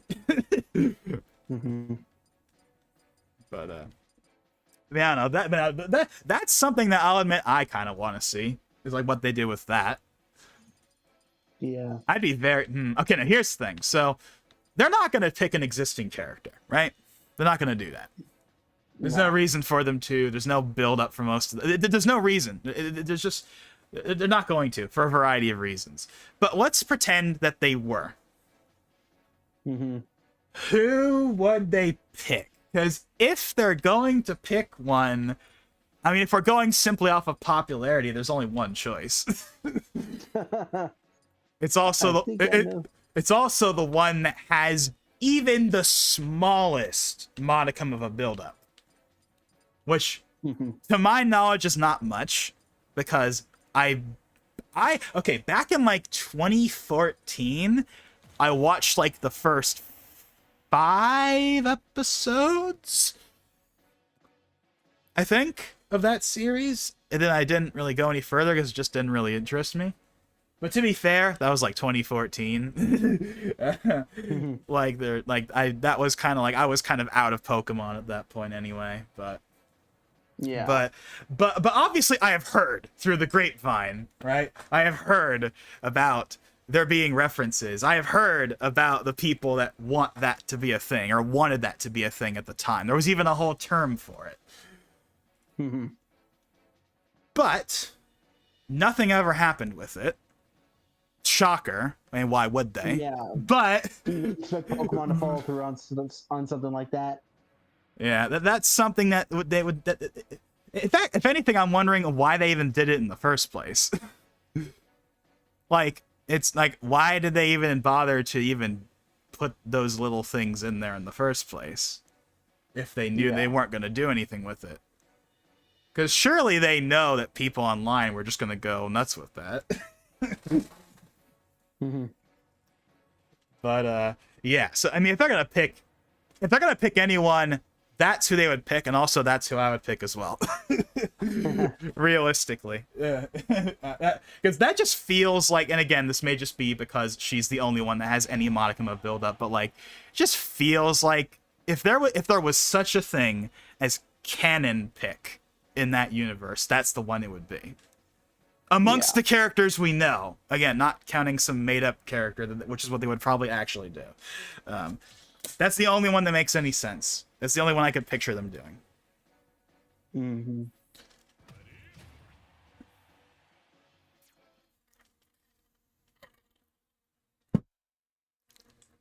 But yeah, so there's that whole aspect is a thing that I feel like is gonna have to be in a special like that in some form, even if they don't focus on it, which they're not gonna focus on it. It would just be a thing that they have.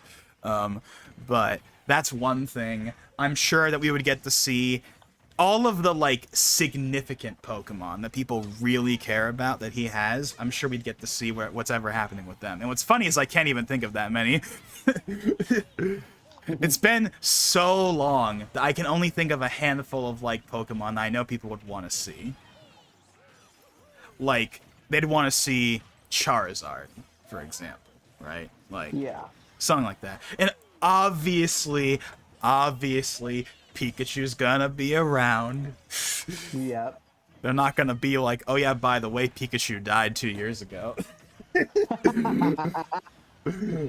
That would be a curveball that they would definitely never do, but like, I don't know. I mean, I definitely would like to see some of like the lesser known characters again. Like, I would like to see Tracy again. He basically was only there for one series, and then pretty much, I want to say never showed up again. Because I know he showed up at the end of that little special at the end of Journeys. Yeah, like the 11 episode kind of like. Yeah, that 11 episode thing. He showed up at the end of that. Yeah, which I haven't seen any of those episodes, but I have seen that he is in them. So, and I could be wrong about this, but I think they actually got the original voice for that. Which is rare, because most of like the 4Kids era voice actors have never come back. Yeah. Not all of them, but most of them. Like all of the big ones, like Veronica Taylor has never done anything. Eric Stewart hasn't done anything to my knowledge. I don't think any of the old voice actors have ever come back. But that's one of the exceptions. But that might just be because, you know, Tracy was ultimately a minor character. And he came back for like an episode or whatever, so like, no big deal. Also, to my knowledge, Tracy's voice actor, which I don't even know who his voice actor was, because when the whole thing happened in 2006, when with the transition from 4Kids to like the Pokemon Company International happened for the dub, like all the original voice actors were like very not happy with the situation, as you could imagine. Yeah. And so I'm imagining that they kind of like burned some bridges during that whole ordeal. So they probably wouldn't have been interested in coming back just for that. I mean, I'm sure they would have liked to have come back in general, but not after like, but not like with how the situation was, at least at the time.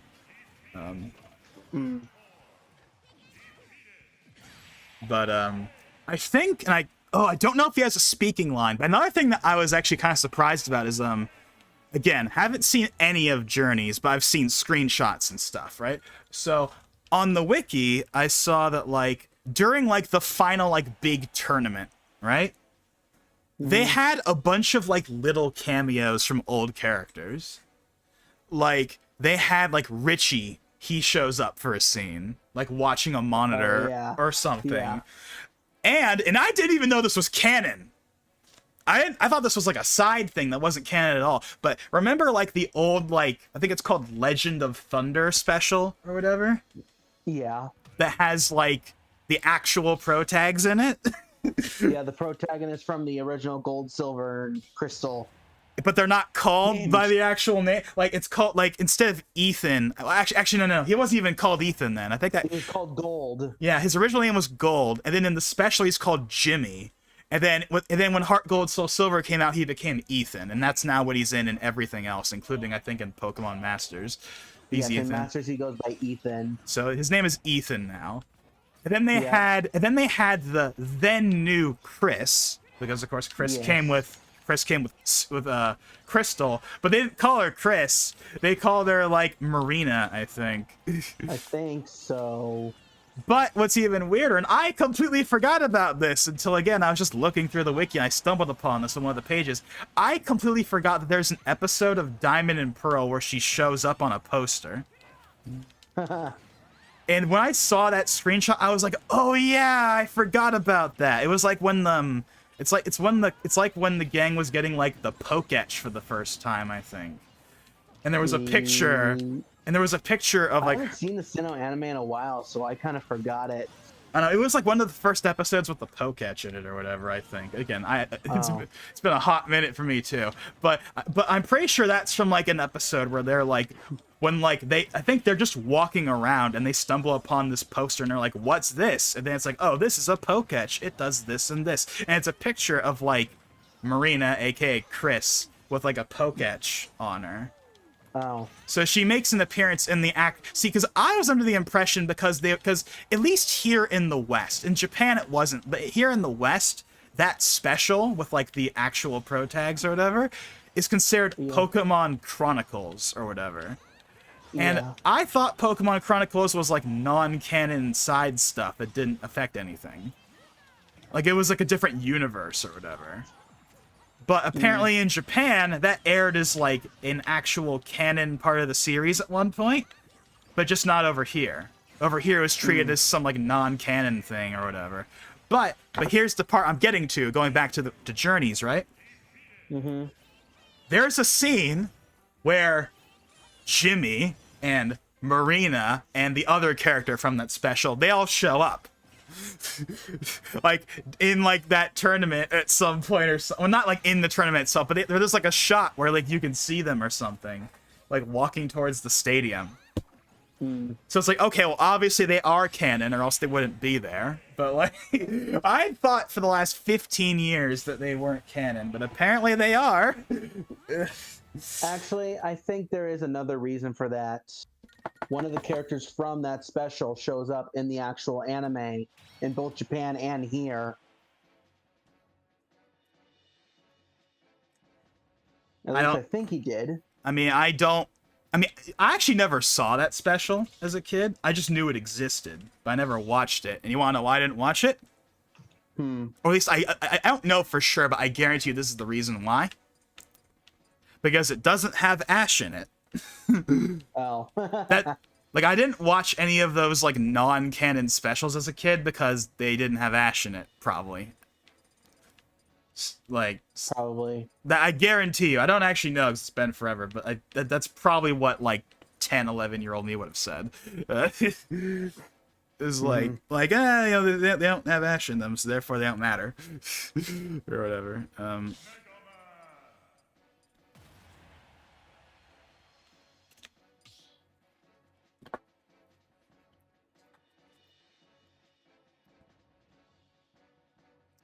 But what else? I think there's other ones I'm forgetting to see out. Richie's there. Those characters from the special are there. Oh yeah, here's the point I was getting to with the whole. I was talking about voice actors. So May and Serena show up, kinda. Yeah. They have like again, a lot of the cameos are like people looking at a TV screen. Yes. And there's a shot on the wiki of May and Serena in like their Pokemon contest outfits, and May is in like the ORAS style design. Yeah, she's wearing her ORAS design. And Max is there Yeah. for the first time in like 15 years. I don't think he's shown up ever since the end of that series. Well, he did in Sinnoh in like a little flashback, or not a flashback. That but doesn't count. I know what you're talking about. I know that doesn't count. Yeah, when May came back in the Emerald design, which, by the way, the Emerald design is the best May design. But anyways, yeah, I'm not because I do remember that flashback. But like, I think Ash like asks about Max, and she's like, "Oh yeah, he's doing fine," or whatever. Like, when that happened. But anyway, yeah. So Max shows up for like a frame. I don't remember. I don't know if he has any speaking lines though. He doesn't. Because I swear I saw at some point that I think he may have also been like Tracy, where like he got maybe like probably a line, like literally a line, and then like they got the original voice, but I don't know. Yeah. But yeah, so like, is there anyone else? Is there anyone else old that's there? Oh yeah, Iris is there. Well, she appeared in the entire, and she was like one of the main characters. From Journeys. Well, I don't know. I can't speak to that. Not main, but she had her own episode with her return. And of course, when they're in the tournament, they gave her the Black and White 2 outfit. Yes. Because why not? Anyone else? Is there anyone? I feel like there's gotta be a kid. I don't actually know. There's no way they weren't there in some form. There's actually no way. But I don't remember seeing a thing with Misty and Brock in it. I'm sure that they were there though. In the final episode, yeah, they show up. Because it'd be weird to have cameos for all the other main characters and then not have the two most like other iconic ones. Misty and Brock, I think, showed up. I mean, they've brought Misty and Brock back a couple of times. Yes. Like, because that used to be a thing for a while in the anime, where like they would bring back like, particularly the previous like female character, like in the new like Misty came back for that little mini arc in Ruby and Sapphire, and then they brought May back with the Emerald design for like the Grand Festival, I think is what it was called, like a big Pokemon contest thing. And then this was after I stopped watching, but like at some point in Black and White, Dawn comes back for a while. Yeah, Dawn came back in Black and White. And then they didn't do anything for X and Y as far as I know. Even though they had a perfectly good opportunity to bring May back for like an ORAS tie-in, and they didn't. Yeah. Which is kind of weird because they did a tie-in for like they've done tie-ins for other things. Like they had a tie-in for Pokemon Rangers. Like they had I think her name is Solana. Like they had her show up for like an episode or two, like during Ruby and Sapphire when the first Pokemon Ranger came out. And I mentioned this earlier, but like they did like a Arceus tie-in. They brought Dawn back and they went to Hisui or whatever. Or they went back in time to Hisui is a more accurate statement. I don't think they actually went to Hisui. I think it was just them reenacting what people did in Hisui.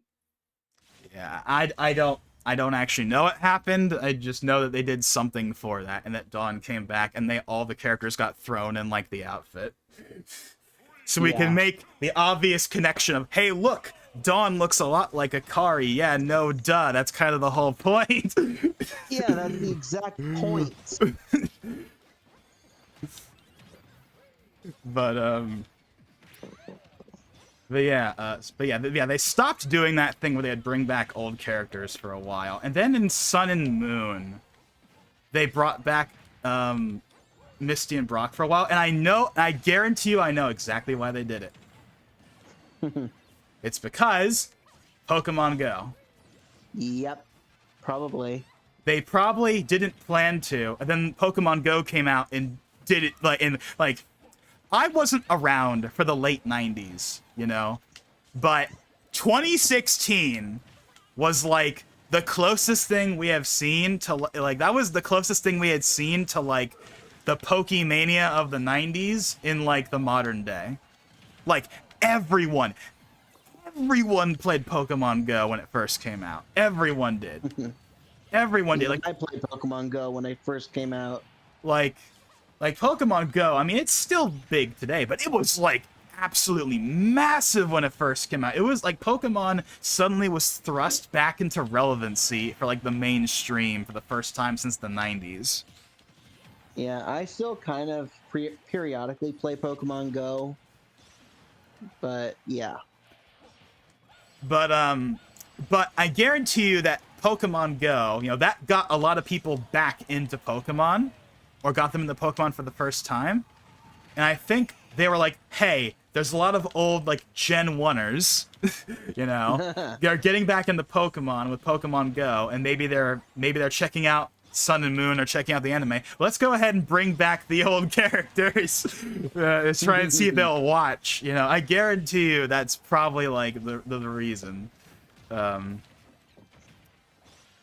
Because, like, and that just feels, like, so, like, on the nose, like, during that time, right? Like bringing them back during Journeys makes sense, because that's, like, the end of the series or whatever. But bringing them back during the Sun and Moon era was, like, feels like, oh yeah, they only brought them back because Pokemon Go did, like, absolute gangbusters.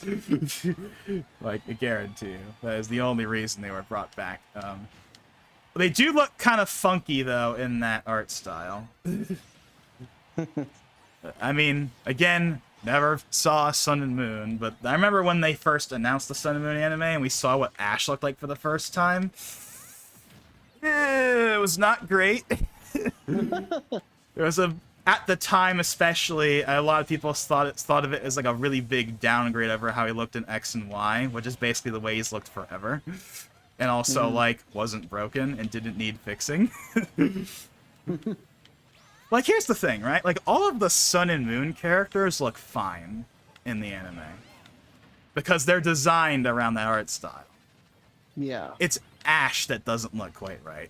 It's because he's had other designs that differ from that one. Well, it's like his face. It's like it doesn't look quite right. I mean, it doesn't bother me really now, but I remember at the time I really didn't like that. You know? And then when Journeys came out, they changed it again to something that's, like, closer to the original, but is not the original still. I think it may have had a bit of sprinkle of Sun and Moon design in there, maybe a little. I don't know if it's... Okay. Sun and Moon as in the game Sun and Moon, maybe, but I don't know if I'd say Sun and Moon in terms... Because Sun and Moon the game and Sun and Moon the anime have two different art styles. Yeah. Like, if you look at, like, the main characters of Sun and Moon the game, and then you look at Ash's design in, like, Journeys, it's like, okay, I see where they got that from. In fact, all the characters in like Journeys are kind of, well, not all of them, but like some of them like are also kind of like off. They're like less off, I guess, compared to Sun and Moon, but they still kind of look weird. Yeah. And that goes for the new characters too. Like, you want going back to the whole like they put Misty. I guarantee you they put Misty and Brock in I guarantee you they put Misty and Brock in the Sun and Moon anime because of Pokemon Go. You want to know another thing that I think also screams they did this because of Pokemon Go, because it's literally like right in your face. What? What's the name of the other main character in Journeys?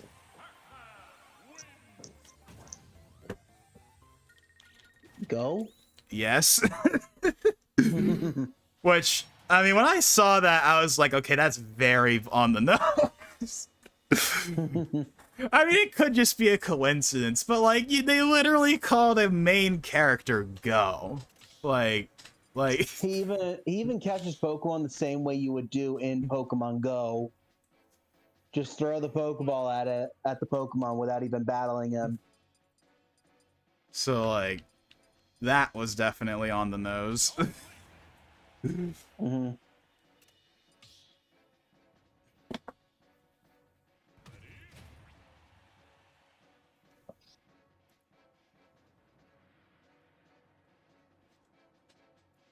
I've been talking a lot. I haven't been looking in the chat all that much.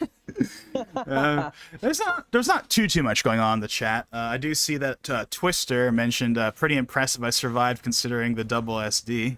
I think that was a while ago, but and also the guy that subscribed earlier, he said just subscribed. Hopefully you'll do more of these streams. Well, I don't know if you're still here, but if you are still here, then yeah, thank you for subscribing. And yeah, I haven't done Smash streams. I mentioned this a couple of times. I haven't done Smash streams. I used to do them on a regular basis, like a few years ago on Twitch. But once I stopped streaming on Twitch and went back to streaming on YouTube again, I kind of stopped doing them. I did one in December 2022, which is still on the channel if for some reason you want to look at it.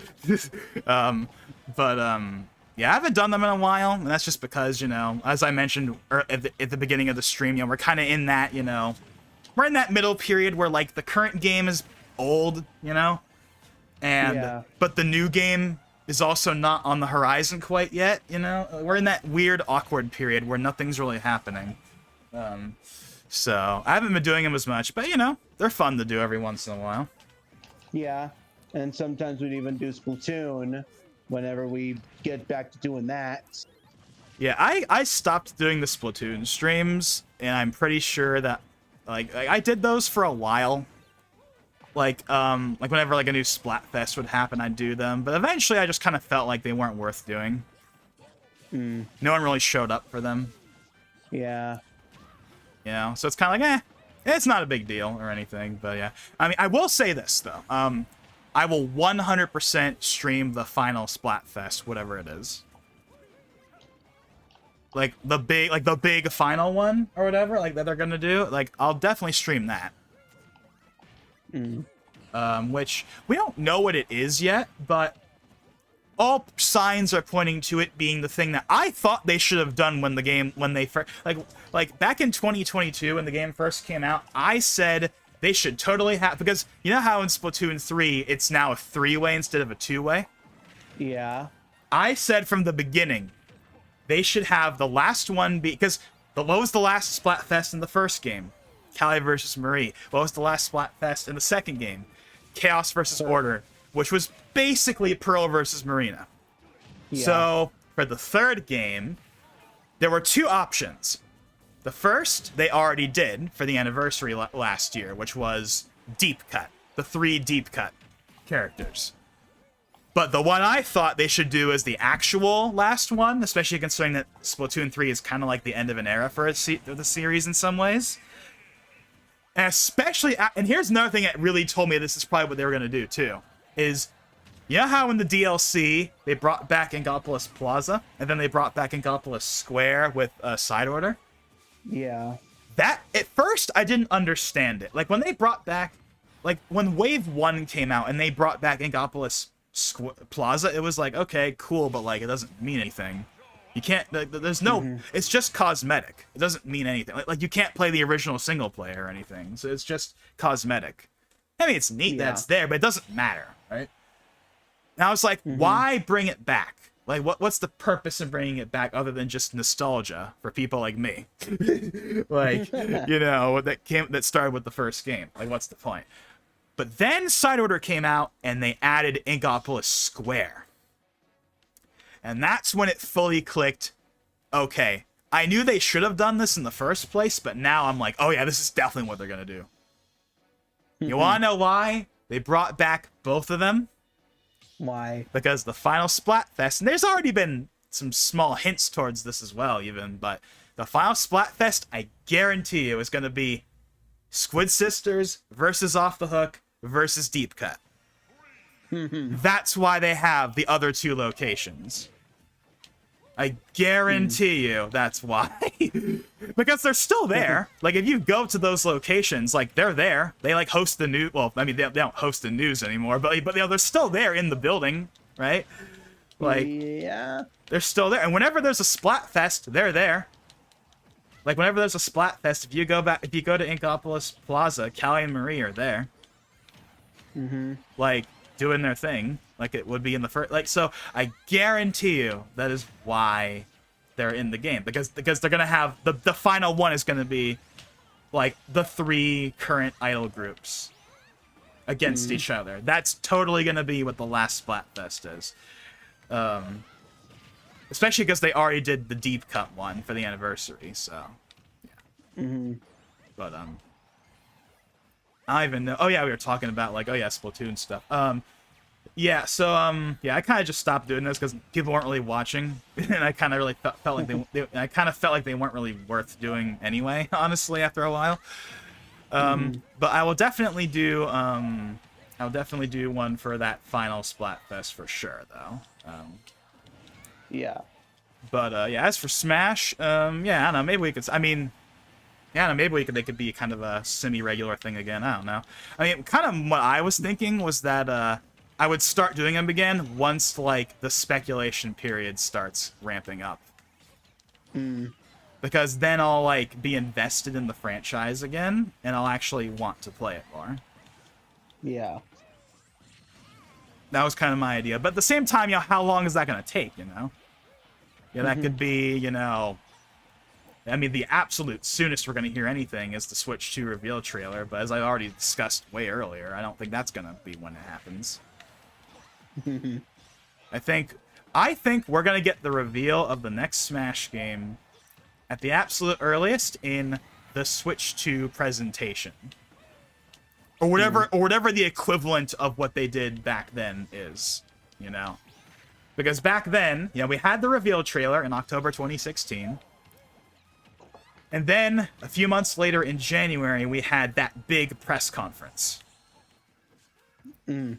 Whatever, like, the Switch 2 equivalent of that is, will be the absolute soonest we hear a peep about it. And if it is there, I can assure you, it will be the one last thing. Because it can't be anything else, right? I mean, what other game could they possibly reveal in a presentation like that is bigger? There's nothing else. There's literally nothing else. Like... I mean, if we hadn't seen Prime 4 in forever, I guess that could have maybe been there. But we got that recently. Yeah. I mean, a new 3D Zelda, but it's too soon for that. So the only other thing that... I mean, Mario Kart 9, maybe. I don't think Mario Kart 9 would be a last thing. I think Mario Kart 9 is a middle of the presentation reveal. Or it's the second to last thing. So, like, they talk about Mario Kart 9, and Mario Kart 9 would get a proper trailer. Like, that would be a full-blooded, like, we actually see the game, right? And it'd be like, you know, spring 2025 or whenever it comes out, right? We'd actually see it and we'd get a release window of some kind. Yeah. And then we have one more thing, cut to black, and then they do whatever the hell they're going to do for that. And then they will do, I guarantee you, the exact same thing they did last time, where they will basically tell us nothing. It'll basically just be the game exists and here's like one new character. But they won't tell us the title and they won't give us the release date. But at the same time, but the reason for not giving us the title last time kind of made sense because Ultimate was their big E3 game. Yeah. So like that was like their whole thing for that year's E3. They had the booth, they had the props, like that was their thing. That was like, and again, this is something that I would talk about going way back to earlier in the stream when I was talking about like, oh, well, like the whole like the day that E3 died for Nintendo, that whole thing, right? Mm-hmm. Well, one of the things I would bring up in that is how E3 2018 was this weird E3 where it was like a regular vanilla mini direct with a Smash Direct stapled onto it. Because that's really what it was. Like the first like 30 minutes was just a regular like mini direct, nothing special. Yeah. And then it hard cuts to a Smash Direct. And I don't mean a direct with Smash as its focus. I mean a Smash Direct. Like in the format and style of a Smash Direct. It was like really strange. Mm-hmm. Like it was literally two directs stapled together. It was really weird. But I didn't mind that at the time because I mean it was Smash. You know? Yeah. So like who cares? But I think that was the last real E3 that Nintendo had. And that's mainly because of Smash. If it wasn't because if Smash wasn't there, then I would say E3 2017 was the last real one. Because that one had a presentation that was its own thing. It wasn't Nintendo Direct E3 2017, it was Nintendo Spotlight 2017, and it had its own style and flair, and it had a lot of big first-party announcements. Like, that's when we famously got Metroid Prime 4. That's when we got... And people don't remember this all that much now, and that's probably because the resulting product didn't really pan out. But if you... Okay, remember at the time... Okay, so remember... So this is June 2017, right? Yeah. And the Pokemon Presents happened at the very beginning of that month and announced Ultra Sun and Moon. And everyone was pissed that it wasn't on the Switch. Yeah. And then, like a week or so later, the Nintendo Spotlight, their E3 presentation happens, and they have Pokken Deluxe there, which I don't remember if that was announced there or not. I don't think it was. I think that was in the Pokemon Present, or at the time Pokemon. This was back when they were called Pokemon Directs, right? Yeah. So this was I think that was at the Pokemon Direct where they announced Ultra Sun and Moon. I think that's when they announced Pokken DX. But they showed off Pokken DX again, and then they had Ishihara say, and I still remember, I'm not going to quote it 100% correctly, I'm sure, but he said, and at the very end, he was like, I also have another piece of news to share. You know, Game Freak is currently in development of a mainline RPG series for Nintendo Switch. And that was a huge deal, right? That was massive. People have been waiting for this for forever. But people don't remember that happened for two reasons. One, the game they were referring to, by the way, when he said that, was not Let's Go. Because Let's Go, when it was announced... Okay, remember when they used to do those Pokemon press conferences for a few years? Vaguely. And they weren't received very well. But that explains it. The 2019 one in particular was not received well. The 2018 one was okay, I think, from what I remember, but it's been for a long time. But points, the 2018 Pokemon press conference is when they announced Let's Go. And they had a chart on the screen that clearly showed that Let's Go was not the same as the game they announced before. So that means that game that they announced in 2017 at E3, the mainline core RPG, that was Sword and Shield. That was the game they were referring to when they said that. They were teasing Sword and Shield. So why don't people remember that announcement? Well, because the game that was referring to wasn't received super well when it finally came out. Even though, ironically, I actually looked back. I mean, I actually did play Sword and Shield. And honestly, when it was all said and done, I thought it was, like, fine. Like, it was okay. Yeah.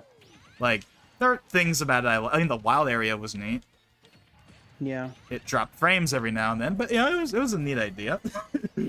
The multiplayer connection was absolute garbage, I'll tell you that. I never played the multiplayer, so... Well, I have, and it's very hard to connect if you're not playing online.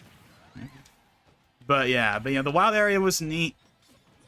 I liked some of the design. It's a bit laggy. I liked some of the designs. But overall, it kind of just felt like it was another Pokemon game. And the problem with that is, this was the first, not counting Let's Go, this was the first real installment on a home console. And it didn't really live up to what people wanted from it. Didn't live up to the expectations, is what you're saying. Yes. Also, there was the Dexit thing. That also didn't Yeah. help. I personally think that was something that was going to happen at some point, no matter what. It's like with Smash, right? Like, they can't. There's going to be cuts eventually. They were never going to be able to have 2,000 Pokemon in every Pokemon game. The problem is they chose the wrong game to do that cutoff for. You don't do Dexit on the first big mainline console entry. Yeah. That just did. I mean, I understand why they did it there. It was for that reason. It was because it was the first but in the sense that, like, hey, we're gonna have to redo a bunch of stuff anyway. So if we're gonna make the cut, we may as well do it now, when there's gonna be a big jump in hardware. But it just was not a good look. Yeah. But yeah, I don't know. Overall, when it was all said and done, I thought the games were fine. There are things from it I like. I like some of the music. I like some of the character designs. I like some of the Pokemon designs. But overall, you know, it just kind of exists. Yeah. But ironically, I look back on it better after seeing what happened with Scarlet and Violet. Which I have not played. I will at some point, like in the long distant future, probably on emulator at that point. But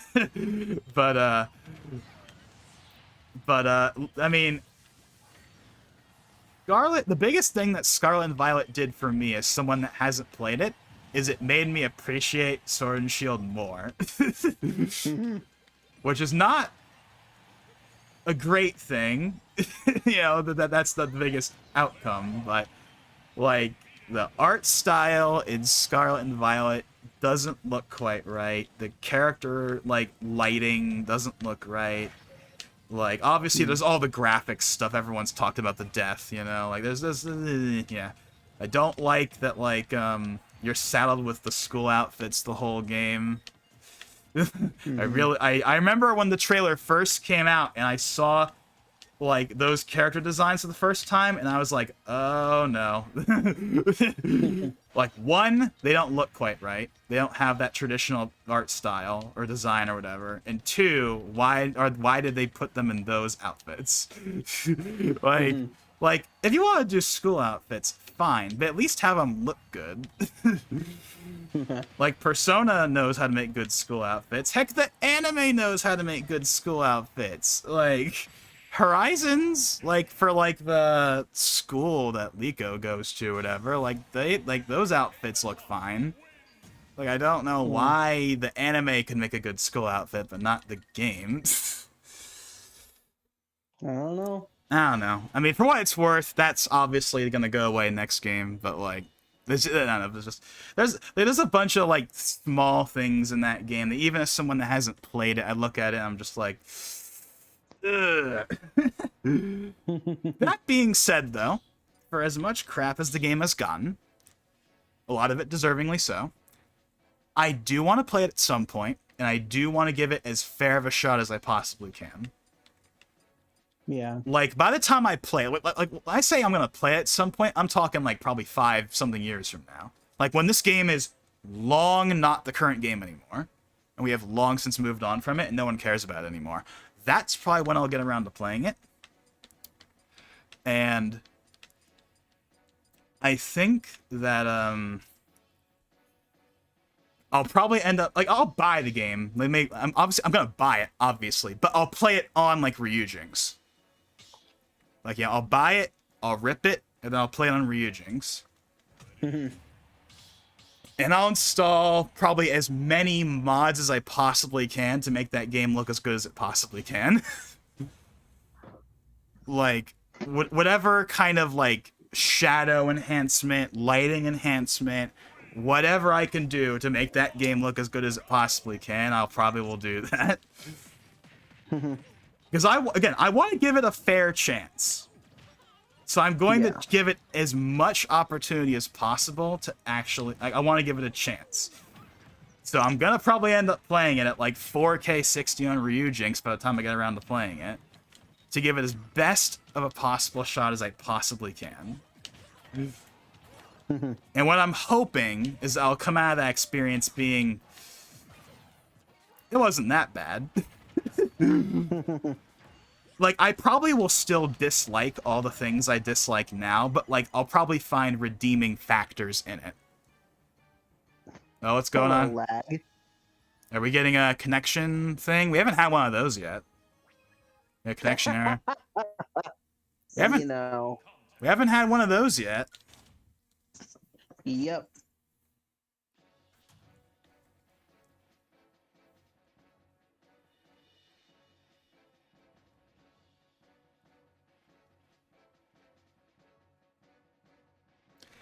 But,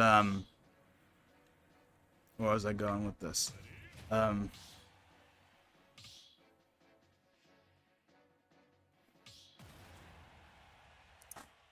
was I going with this? Oh, yeah, so, like...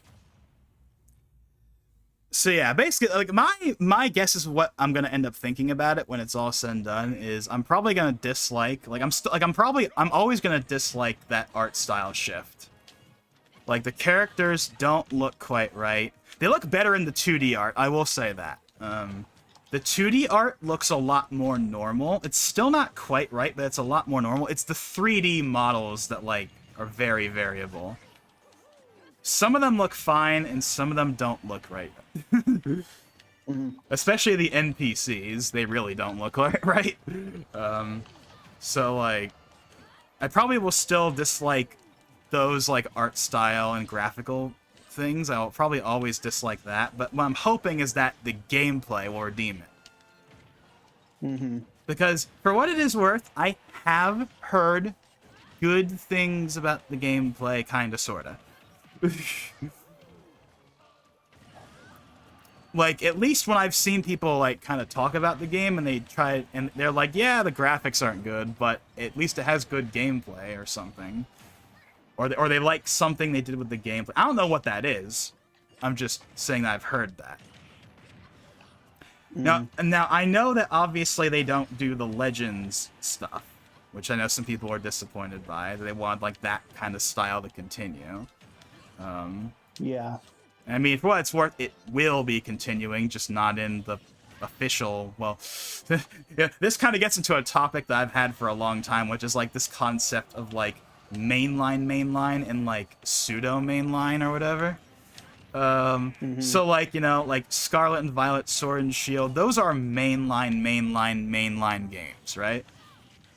Yeah. But then we have stuff like Legends, which is clearly a mainline game, but it's not a full mainline game. It's not a proper generation, and it's also not a remake of something. But it's clearly a mainline game. And we all consider it mainline. Although whether or not the Pokemon Company considers it mainline is kind of debatable. I've seen them kind of flip-flop between whether or not it's mainline or not. Like, if you go on, like, the Pokemon forum, which, by the way, there's a Pokemon forum, apparently. If you go on the Pokemon forum, there's a section for the games, and it's, like, it's like core series, side series, and then, like, Pokemon Legends Arceus is its own category. Or something. But then in other cases, I think I've seen them lump it in, so I don't know. And it's also like the US website, so who knows how much that matters, but I mean, but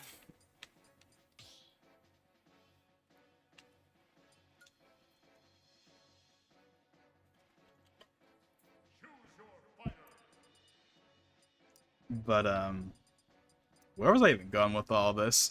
I've been hopping around a lot. Where were you going with it? Yeah, we were. Oh yeah, I was talking about a bunch of like anime stuff, and then I got it, and then we talked about stream stuff, and then we talked about Splatoon, and then we somehow got into something. I even.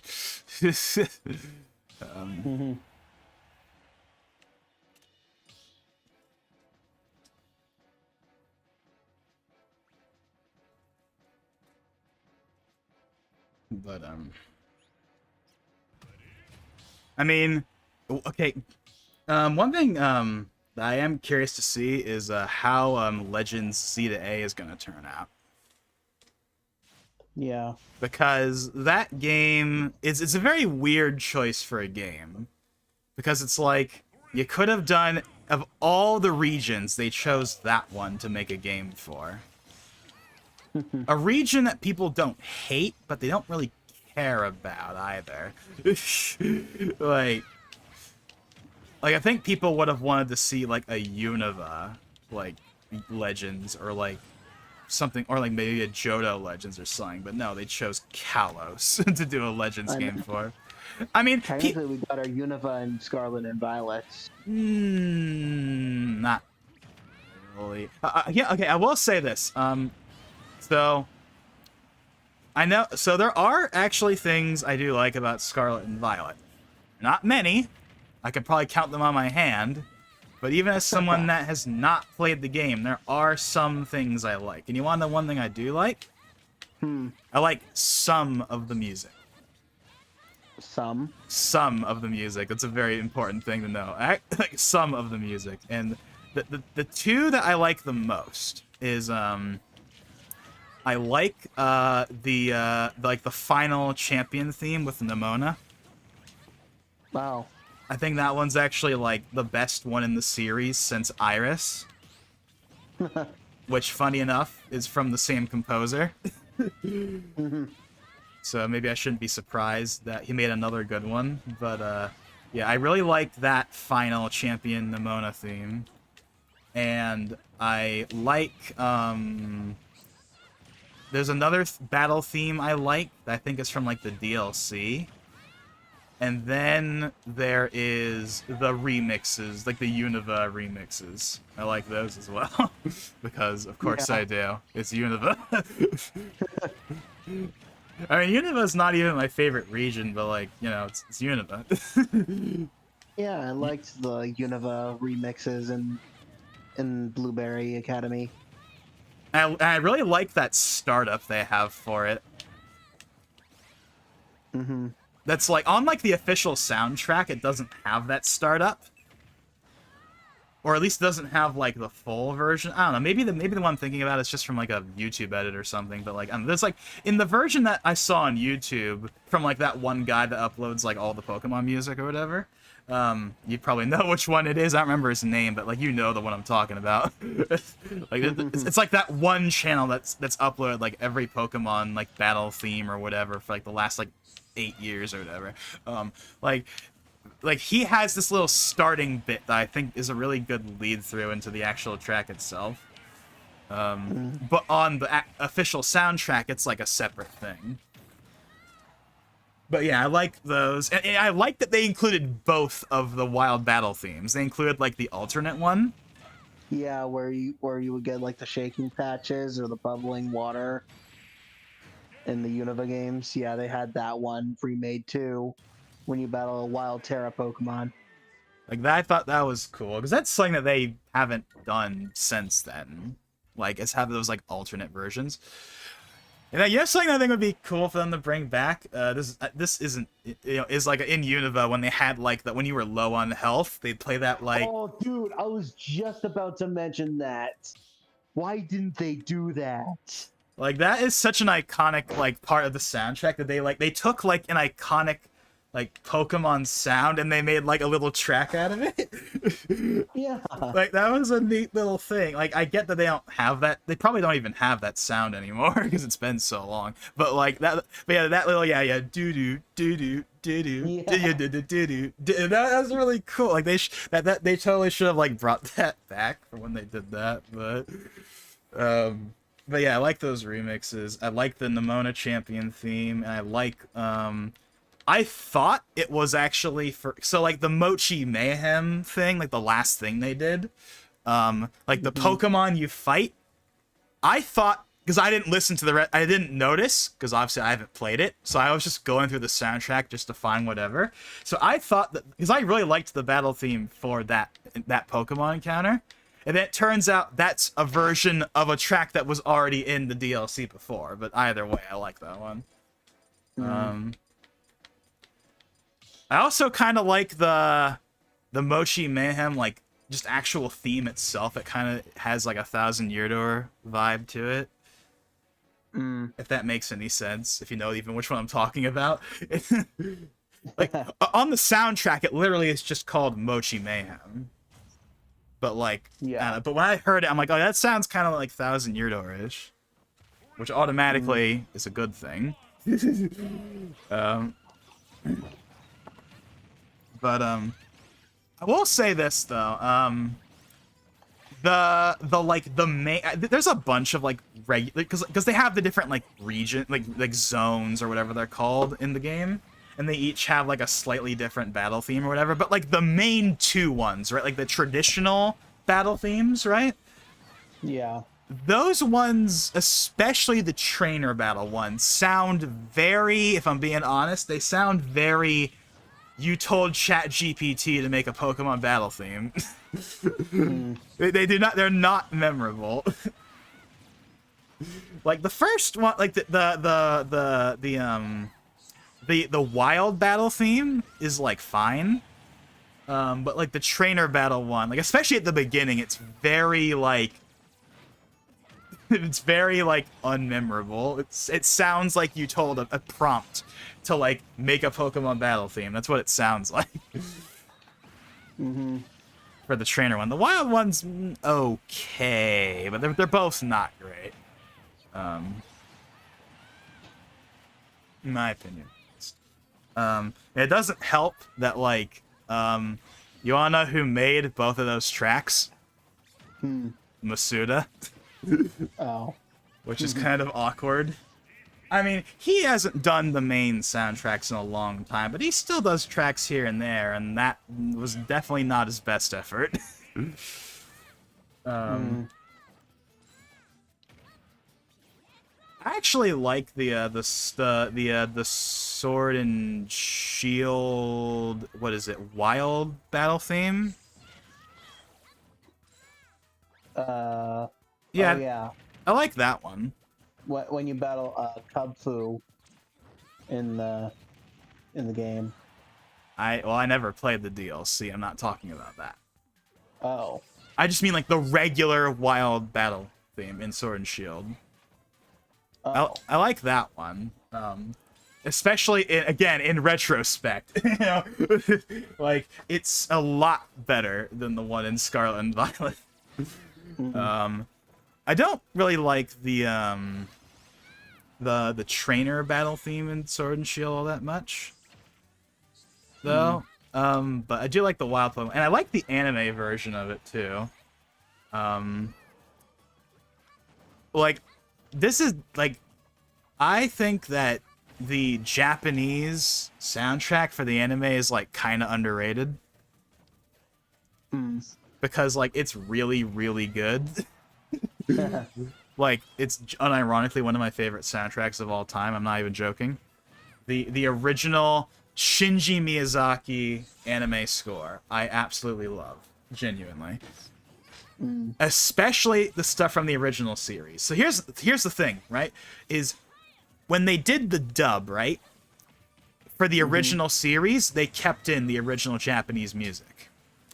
Oh. But when they moved to Johto, they started to move away from it. And by the time the transition to like TPCI happened in 2006, right before Diamond and Pearl happened, they kind of stopped, at least from what I've read. It's been a long time, so I don't actually remember. But like that classic music slowly fades away in the dub in favor of like replacement music.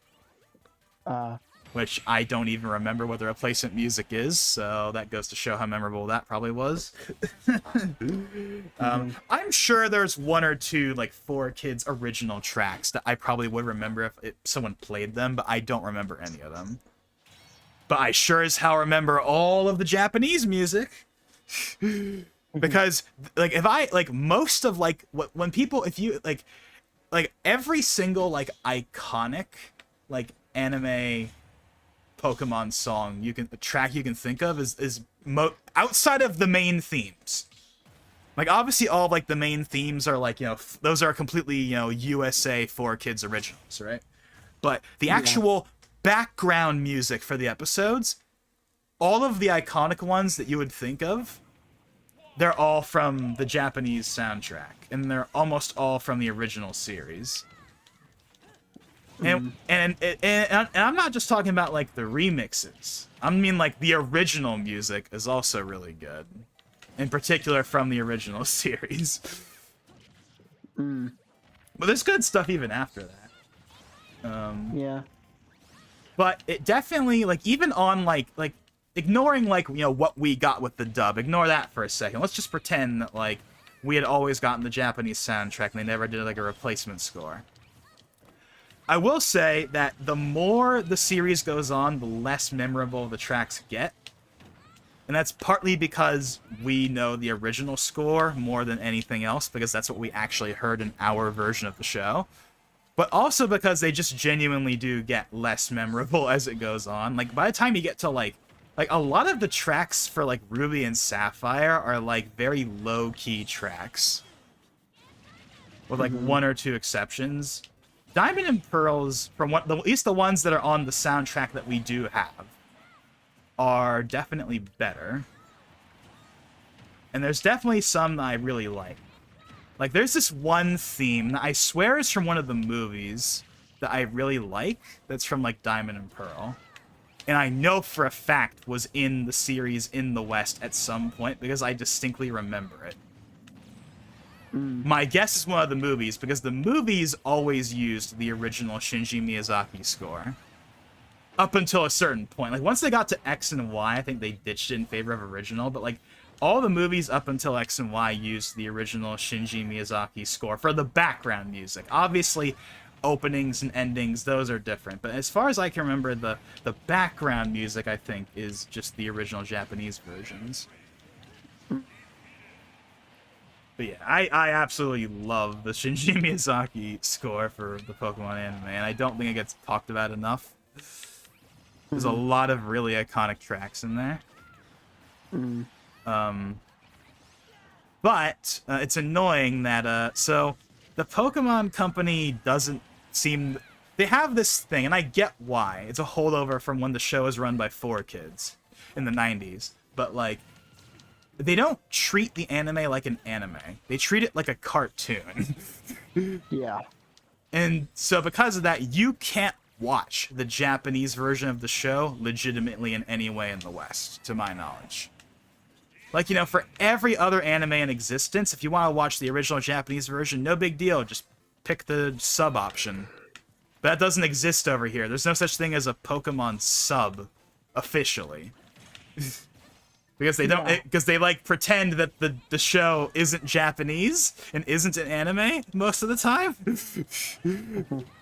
They've always called it like the TV show or the series or the cartoon. They've never called it the anime officially in almost any capacity in the West, with some rare exceptions. And because of that, if you want to listen to, say, the dub, but you want to have the original Japanese music, you don't get that. Your only option is the dub with whatever the dub gives you. And you're stuck with that. You can't listen to the original Japanese audio. You have to go hunting for it on websites. one of the rare times they actually acknowledged the series was Japanese was when they announced that like the Ash era was coming to an end, and they put out that trailer that had that little teaser at the very end of like the new protagonists. And that entire trailer, which was uploaded on the American Western, account, was with Japanese audio with subtitles. And I'm guessing they did that because they knew that this was a big enough deal that they could that they had to put out a thing for it, even if it was in Japanese. But it's just weird because it's that's one of those rare situations where yeah. And I know that for the people that do watch the anime, the fact that they don't treat it like a regular anime and they treat it like a cartoon is annoying because one, if you want the sub, that's a problem. But even if you don't want the sub, let's say you don't want the sub, right? Okay, well, guess what? You're gonna have to wait for it anyway because I think if I remember correctly, the final episode of I guess we can now see. Here's the funny thing: is I think I've mentioned this in a stream. I think I mentioned this in a stream once or at some point, but so you know how when it comes to the Pokemon anime, there's different categories, right? There's the original series, and then there's Orange Islands, and then there's Johto and whatnot, right?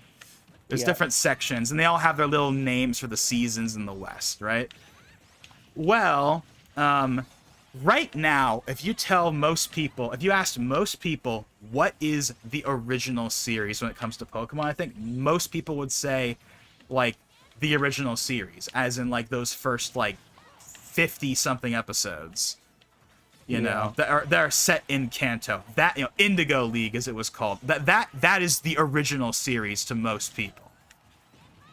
But in Japan, the original series is everything featuring the original 3 protagonists. So that is Kanto, Orange Islands, and all 3 seasons of Johto. That's all the original series in Japan.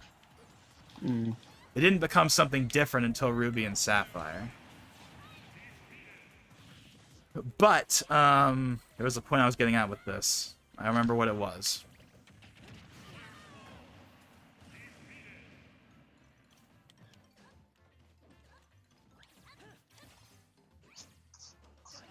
What was the point I was getting at? I don't remember. It's something to do with the sub and so when the final episode of here's the point I was getting to. So the whole what is the original series, right? I think in the long run, 10, 20, 30, 40, 50 years from now, people are going to look back and they're going to say that entire 25-year run, that's the original series. Not just the first season. The entire 25-year Ash journey, that's the original series. Because it was. Whole 20, that was all one long continuous story, featuring the same character. There was never a hard cutoff where everything changed in that entire 25-year run. So I think that the original series in the long run will come to mean the Ash era. That entire thing will just be the original series when it's all said and done. That's what I think, at least.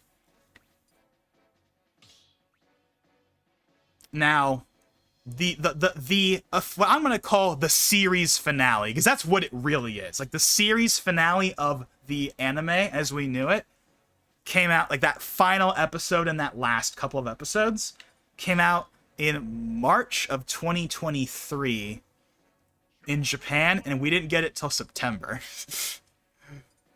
And then Horizons came out a year before we got it. I think it came out because in Japan, Pokemon is a weekly anime. It's always been weekly.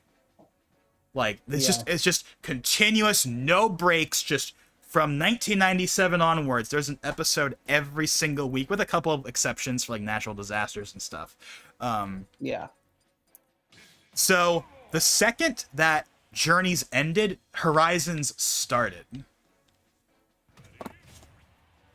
But we didn't get that final episode of Journeys until September, And then Horizons, the dub didn't come out until like March of this year. So that was probably, so I know I saw people that definitely complained about like the way that was like like that, like, having to wait so long on top of just not get, like, it'd be one thing if it was like, okay, the dub isn't ready, fine, but at least put out the Japanese version.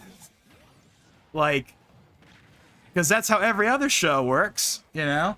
You can, you know, you can watch the Japanese version pretty much the second it's out, and then when the dub comes out, they add that later.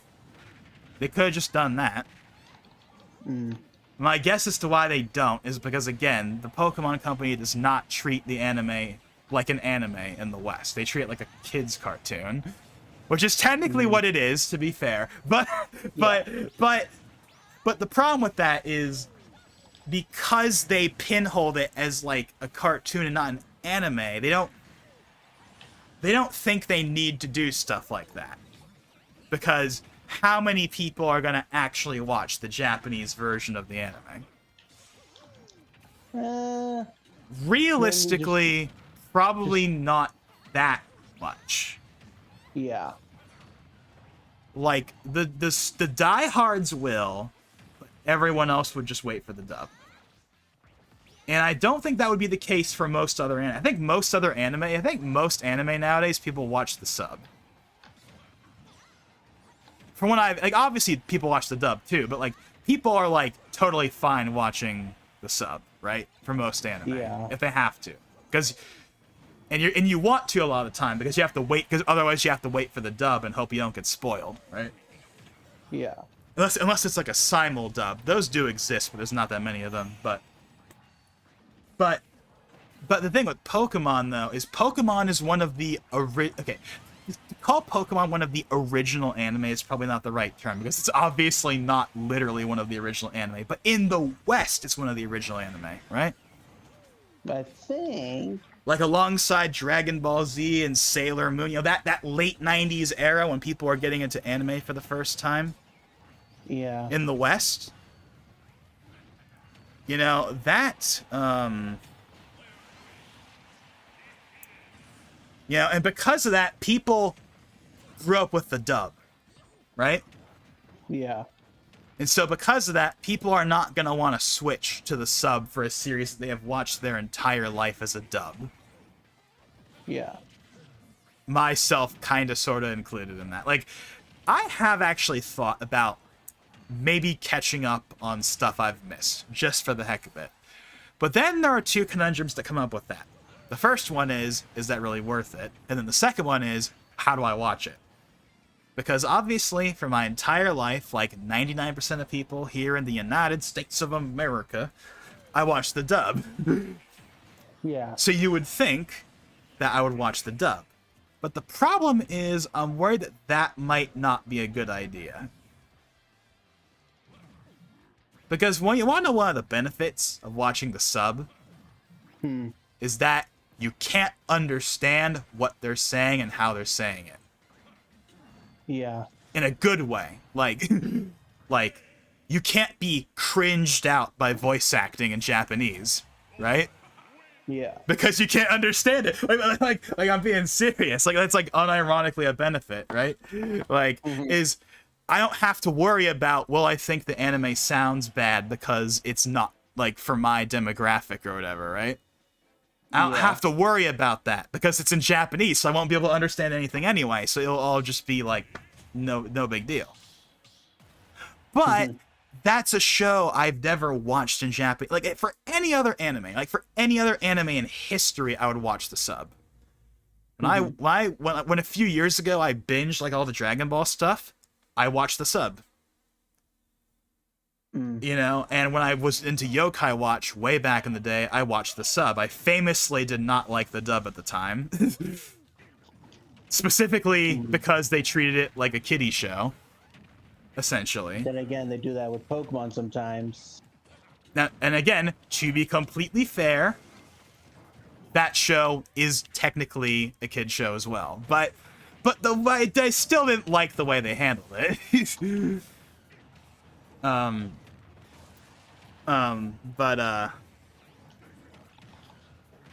But what was the point I was getting at with this? But yeah, but basically like, but Pokemon is that one series where like I would actually consider watching the dub. But that's only because that's what I grew up with. I'm so used to it being dubbed that watching it without it being dubbed would be weird. But at the same time, I also don't want to have to worry about the voice acting and whether or not I'm going to like it or not. Now, I'm sure it's better. Like, I'm sure I wouldn't have a problem with it for the most part. Like, I'm long past the days of me complaining about the Yokai Watch dub being cringe or whatever it was back then. Like, I'm long past those days. And also, to be fair, like, I didn't have a problem with Pokemon's dub at that point in time, but I did have a problem with the Yokai Watch dub, so...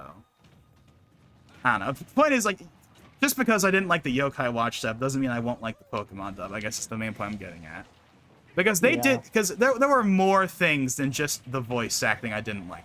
There were a bunch of other small things, like how they pretended that the country wasn't in Japan, but it was in the US, even though it was still clearly in Japan, but they pretended that it was in the US anyway. And they deliberately like edited out like whenever they would show like a map in the anime that had Japan on it, it would be the US instead.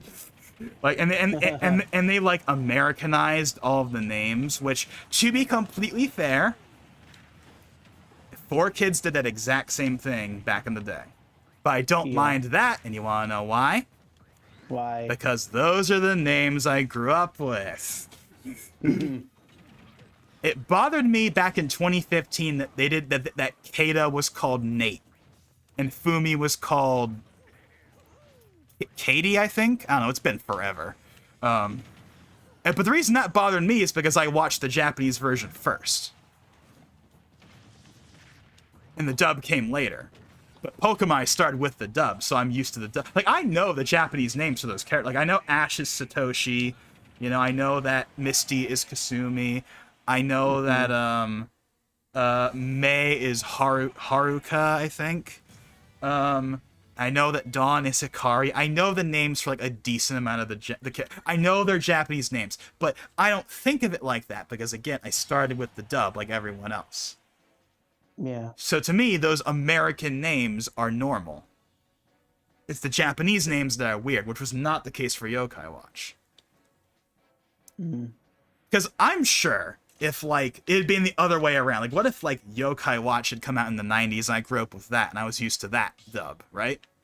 And then Pokemon was this new franchise, and then and I watched the Japanese version of Pokemon first.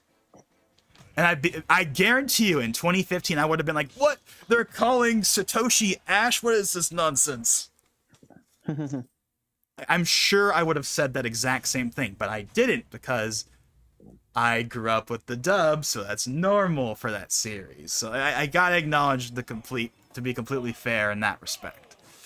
Yeah. But the long story of this entire little tangent is basically, if I did go back and catch up on whatever I missed, or at least the stuff I felt like catching up on, I think it would probably be the sub, because that's the safe choice.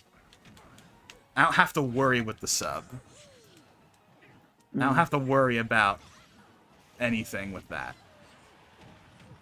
Plus, it's not like it's really that big of a deal or anything. I'm not, like, so committed to, like, the dub that it needs to be the dub or anything. Especially since I haven't watched the series in, like, over a decade, really. So it's not like it's a sudden change or anything. Like, if I ever watched Horizons, it would be the sub, without question. Without question. Huh. And that would partly be because the sub is ahead, obviously. Well, a lot of the Pokemon anime is ahead. I mean, that's how it works for, like, most anime in general, is that the Japanese version's ahead, obviously, because it comes out first. But yeah, like, I wouldn't want to wait for, like, how it is right now, where it's like, oh, you gotta wait for Netflix to update it for how, like, no. I'd rather just go to, like, what I did back in the day, because ironically, most of my time watching Pokemon was not on TV. I mean, I watched Pokemon on TV back in the day on, like, you know, Cartoon Network, and Boomerang even at one point had it. Which I remember being really weird back in the day because, you know, Boomerang, you know, this was like the classic era of Boomerang, right? And, You know, when they were known for, you know, like back, you know, that was the channel where you watched, you know, Tom and Jerry and Pink Panther on. That's what it was to me, you know, like, you know, that's why, you know, and of course those iconic ads, right? Yeah. Like, you know, this is Boomerang from Cartoon Network with that iconic jingle that's people still talk about today. So really, like, Boomerang is like unironically one of my favorite channels because of how like distinct its branding was. It had a very distinct, iconic branding that never changed. Like for the longest time, they kept using that jingle, they kept using that logo, they kept using that, and it was so iconic and memorable. But the point is, that was the channel that, you know, you watched Tom and Jerry and Pink Panther on. At least, you know, that's what that was for, you know. And then randomly, I think in like 2011, I remember I was like, wait, they were airing like some episode of like Advanced or whatever, and I was like, wait, what? Did they have Pokemon on Boomerang? This feels weird and wrong. No, Boomerang is for 50-year-old shows. Dang it, that's what Boomerang's for, not Pokemon. I don't know, like. I'm not knocking that, by the way, the 50-year-old show. Like that's the whole appeal of Boomerang, is it was the home for classic cartoons, but it was just really weird to see like a modern I mean, it wasn't like a new episode or anything, but you know, a modern show on there was really strange. But anyway, most of my time watching Pokemon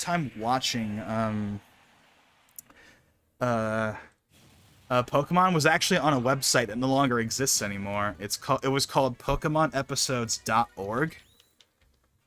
It's been dead for a long time, but it had like every episode ever was on there. All the specials, all the movies, in both English and Japanese, including all of the, you know, banned episodes. So, you know, like Electric Soldier Porygon was on there.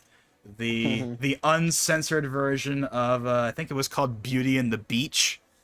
Was on there. The famous episode where Ash gets a gun pointed at him, that was on there. Like all that stuff was on there. I'm assuming all in Japanese. Well, obviously those specific episodes were only in Japanese because they never dubbed them. Or in the like Beauty and the Beach, like that's the American name for the episode, is Beauty and the Beach. That was dubbed, but they like censored it. But the original version was on that website. Whereas, like, you know, Electric Soldier Porygon, that's the famous one, right, that never came over here. So that's in Japanese, and then that one where Ash gets a gun pointed at him, that one was never dubbed as well. They just skipped over that one in the dub completely. I wonder why. Maybe it's because it had a gun. And was there any other banned episodes? I'm sure there are others, but like those couple are really the only ones I can remember. Most of the banned episodes or like censored episodes that people know about are from like the original series. Once you get beyond that point, there's a couple of like Jinx episodes that I think were like banned for a while or whatever, because that whole controversy from back in the day. But for the longest time, there wasn't really any censorship, at least in the sense of like the kind of stuff people would talk, like beyond the usual like for kids types, like you know, the infamous, you know, nothing's better than a jelly-filled donut, right? Like that's one of the classic examples of like four kids like messing with it, where like on the screen it's a rice ball, but he's saying jelly-filled donut, right? And then there's like an episode of like there's an episode I think of Ruby and Sapphire where like Ash gets like a sandwich, but in the Japanese version it's a rice ball. Like, I don't know. So there's like little like obligatory for kids changes like that from those like early series, but like nothing like super big beyond that really. The only other thing I can think of is that there was a Ruby and Sapphire episode that was finished but never aired, I think, because of like an earthquake in Japan. And then during Black and White, there was a couple episodes that were never aired because of the 2011 earthquake. And then in I think there was one where it was supposed to be like Team Rocket versus Team Plasma, that's which was one of them. I think that's the one I'm thinking of. And then way later nothing happened with X and Y. I think X and Y didn't have anything happen. And then I think Sun and Moon, there was one episode of the dub that they skipped because they were worried about it looking like Ash had blackface on for some reason. Oh, the Passimian one. Like, that was one that they skipped in the dub because they were worried about how people would perceive that or whatever. Yes. I think that's the latest example, though, of an episode that the dub is skipped. As far as I know, nothing has changed since then.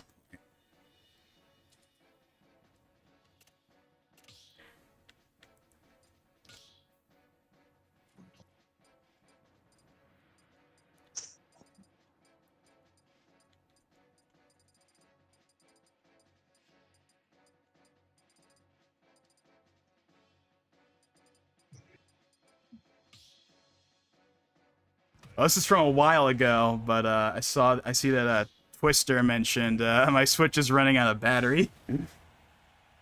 I think he left a little while ago. I think he left when he posted that. Yeah. So I guess he was playing in handheld mode. Either that or just playing on a Switch Lite. That too. I actually have seen people in streams before that have played in like handheld mode or whatever, and I've kind of been surprised. Like, I'm like, why are you playing like an online match in handheld mode? Like, obviously when you're on the go or whatever, then like, yeah, but like, why are you playing like it like in your house like that? It's just weird to me. I don't know. Maybe that wouldn't matter as much, obviously, if like the internet was actually good in this game. Then that wouldn't really matter. But this is the game where everyone's like, even though it's by no means like the solution, but you gotta be on the LAN adapter. You gotta have a LAN adapter, right? Which I do have, and I am using right now. But I didn't have one for a while. Like, I've meant to get one for like years, but it wasn't until I think like 2020 that I finally got one. I should have got one when like the game first came out, really, because that's the game where you would really want it. Because like Mario Kart and Splatoon's online is fine most of the time. Yeah. I mean, Splatoon 3 has definitely had its fair share of like connection errors, but in terms of the actual like stability of the matches, they've been fine. Like, there's no lag in Splatoon matches, right? That's not a thing. With Splatoon and Mario Kart, the matches either work or they don't. Yeah. If you're in a match and it works, it works. There's no lag. There's no stutter or hitching. That's not really... At least I've almost never seen it myself. Whereas Smash, famously, has lag and hitches and stutters because of the netcode and stuff. Where even, like, the best internet connection on planet Earth will not fix it. And, I have a good internet connection. I have like 500 down, 20 up only, which annoys me. That's only 20 up, but that's a whole other conversation. But, I have good internet. I have a wired connection. I'm basically giving this game the best possible shot to run well. And, sometimes it runs well, sometimes it doesn't, and sometimes it just really falls apart. I mean, most of the time it's not... Like, okay, you remember, like, Brawls Online? Oh, God, yes. I almost never played it, but the very few times I did, it did not last long. That's because Brawls Online suck. I remember distinctly there was this one time on a trip in 2012 where I brought my Wii and I played an online match, and I remember like I was Lucario and it was on Delfino Plaza. I just remember that match being, like, the laggiest match of all time. And then I quickly left the online after that one match. For what it is worth, Smash's Online has technically improved over time. Like, Ultimate's Online is a godsend compared to Brawl's Online, even if it's still not great. because at least you can play this game, right? You can actually play it. Like, I mean, I never like really earnestly tried to get a good brawl match going. I'm sure I could have if I really tried, but like I just never ever bothered with that. The first Smash game I actually tried to play online was really just Smash 4. Yeah. And most of the time that was just with you. I never really did too much, you know, for fun, for glory. It was mostly just whenever I would play with you. And from what I remember, most of those matches went fine. Yeah. Most of them did. Most of the time we played Smash 4 online, the connection was fine. But that also has the advantage of only being 2 people. Yeah.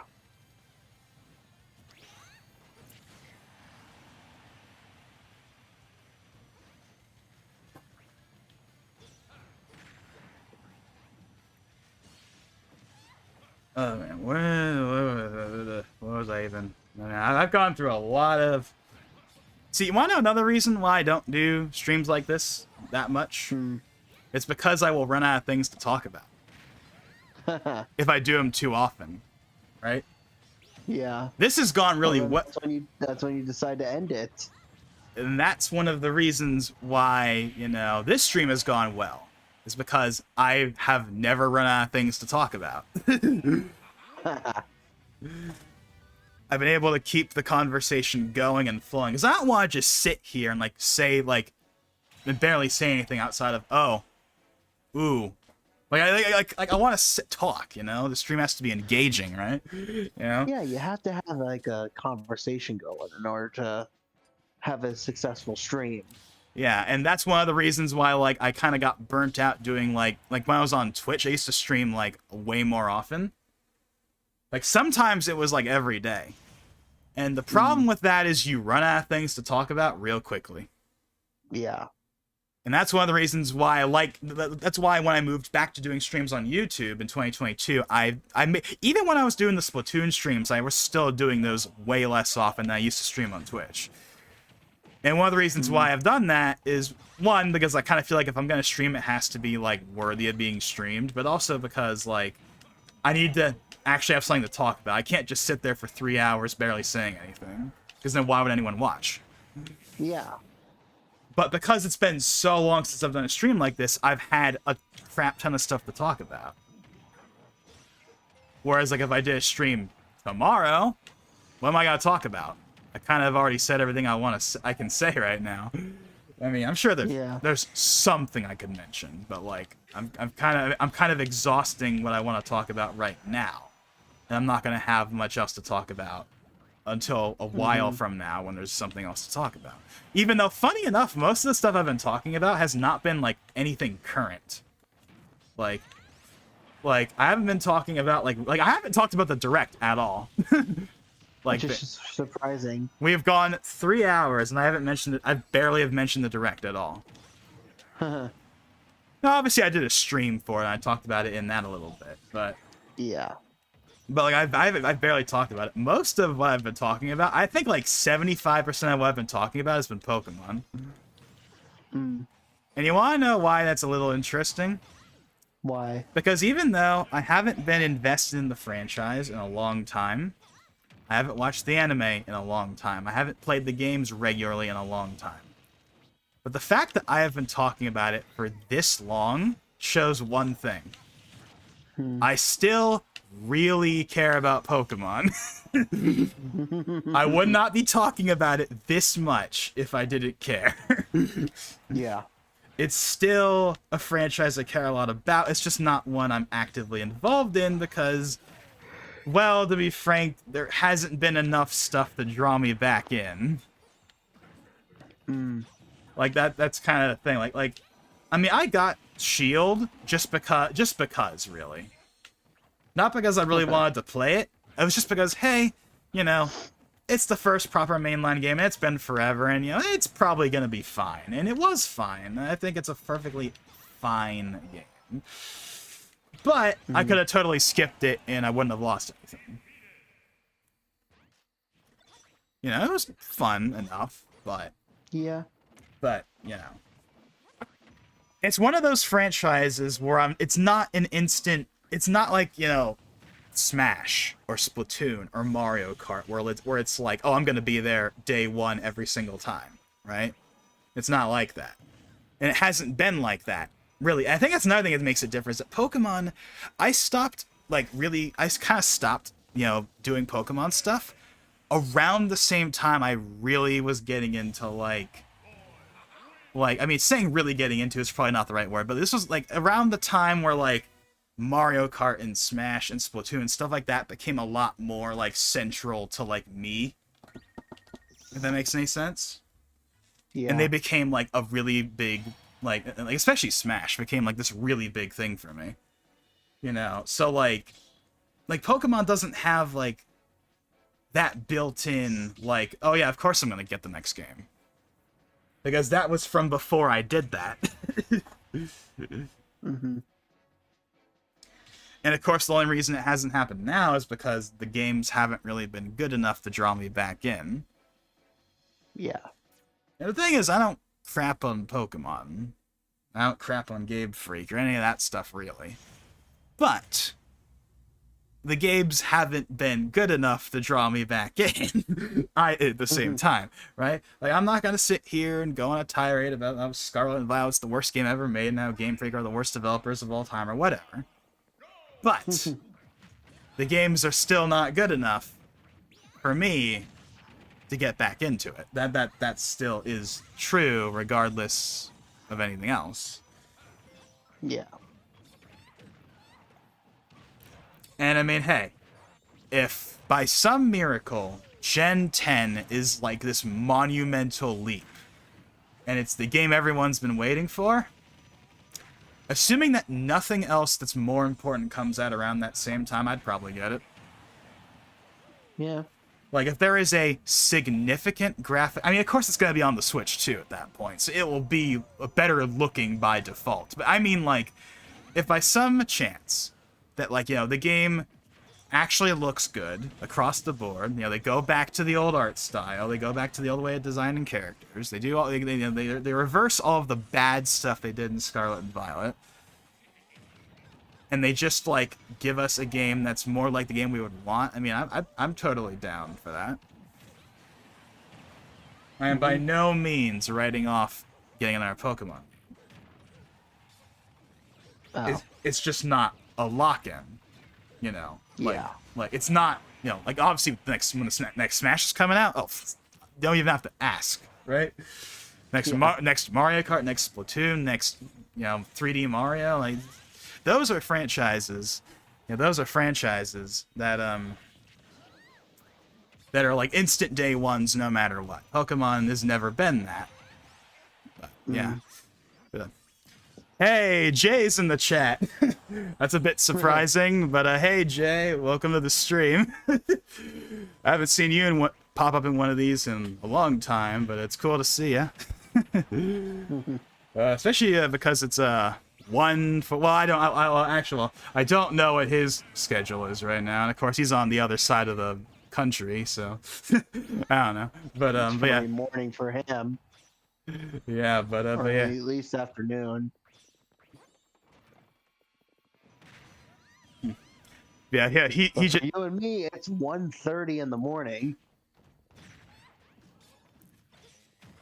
But yeah, he commented, sounds like a good idea for an AI song. Was he talking about like the little Pokemon thing I just talked about? I'm guessing he was. Yeah, he's been doing a lot of AI stuff, like the last like month or so. Like he's been doing a lot of, because like I don't know if you've ever heard of this. Like, have you heard of like I think what's it called, Pseudo or something? Pseudo, like Udo, whatever. Like there's like some, like over the last few months there were like these new like AI, because of course AI is all the rage right now, right? Yeah. Chat GPT and Dolly, and there's that Sora video generation thing or whatever. Well, there's a music version of that, and Jay has been messing with that a lot over the last like few months. Like his channel is absolutely covered in AI songs. I've been meaning to catch up to them. I will fully admit right now that I have not caught the last couple of handful. I need to catch up on those, and I will at some point. But yeah, there's a lot of them. There's a lot of them. I haven't messed with it myself yet, though. You know, I have been tempted to mess with it. Although I think that the way that those services work is that there's like it's like a credits thing, where like it's not just free. I think I don't know. I haven't messed with it myself, so I can't speak to that. Yeah,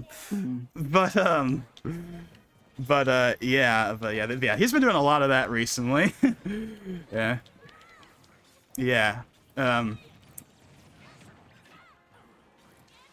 Yeah, he just mentioned it in the chat, but yeah, he's another one of the reasons he's been messing with it a lot is because the last couple of he hasn't done a stream in a while, but the last couple of streams he's done, he's actually used a lot of that AI music as his like background music and stuff.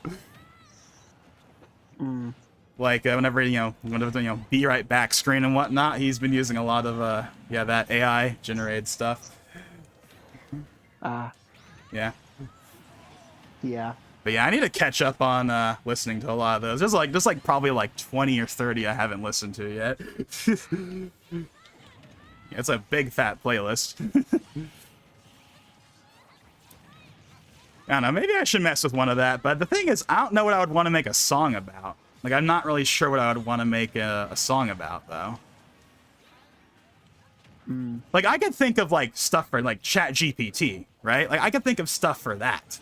Like, where I would want to put in something and be like, oh, yeah, maybe we'll see how this... Like, in fact, I messed with it. Like, back when, so, last year when Microsoft first launched what was at the time, like, Bing Chat or whatever, like, now it's called Copilot, but back then it was, like, Bing Chat. I did a whole stream where I was messing with it because, everyone was messing with it at the time.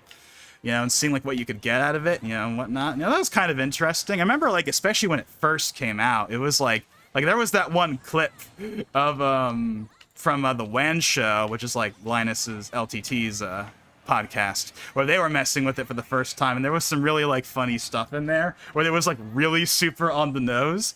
Like, there was this part where, like, Linus or whatever was, like, messing with the Bing chat, and he was like trying to get it to give him like a sponsor spot, asking, make an LTT like sponsor spot, right? Because that's a big thing that LTT's known for, right? Is this word from our sponsor. Yeah. So and he put in one for like Squarespace, and it was like dead on accurate. It was like really funny. Like it was like 100% like perfect or whatever. It was like really funny. But oh yeah, so the whole thing, so yeah, it's 150 right now. Well, yeah, so he mentioned it in the chat, but yeah, it is, like 450 over there. So it's almost 5 o'clock in the morning. Yeah. We're probably not going to be going for too much longer. Yeah, because it's almost 2 in the morning for us. Yeah, and frankly, I'd like to keep my sleep schedule in place. I've been trying to keep a sleep schedule and not staying up till like 5 and 6. I've been able to keep that, go to bed at 2 and wake up at 10. I'd like to keep that, so we're probably only gonna do a few more matches anyway. But yeah. Thanks, Jay, for popping in though. It was cool to see you. But yeah, we're probably going to do a few more matches here, and then that will basically be that. And it's probably about time anyway, because I really don't know what else to talk about. I was just talking about how, like, I've managed to keep the stream, I've managed keeping some kind of conversation going the whole time. But, 3 hours in, I think I'm kind of out of stuff to really talk about for the most part, so it's probably about time we call it anyway. Yeah, so you think this will be the last match? Oh, I don't know. We're gonna. Oh, yeah. We'll probably. Let's get at least to 2. It's 150, so that probably means we're gonna get at least like 2 more matches, at least. Okay. But we'll see. Well, there's not gonna be that much more. I know that for sure.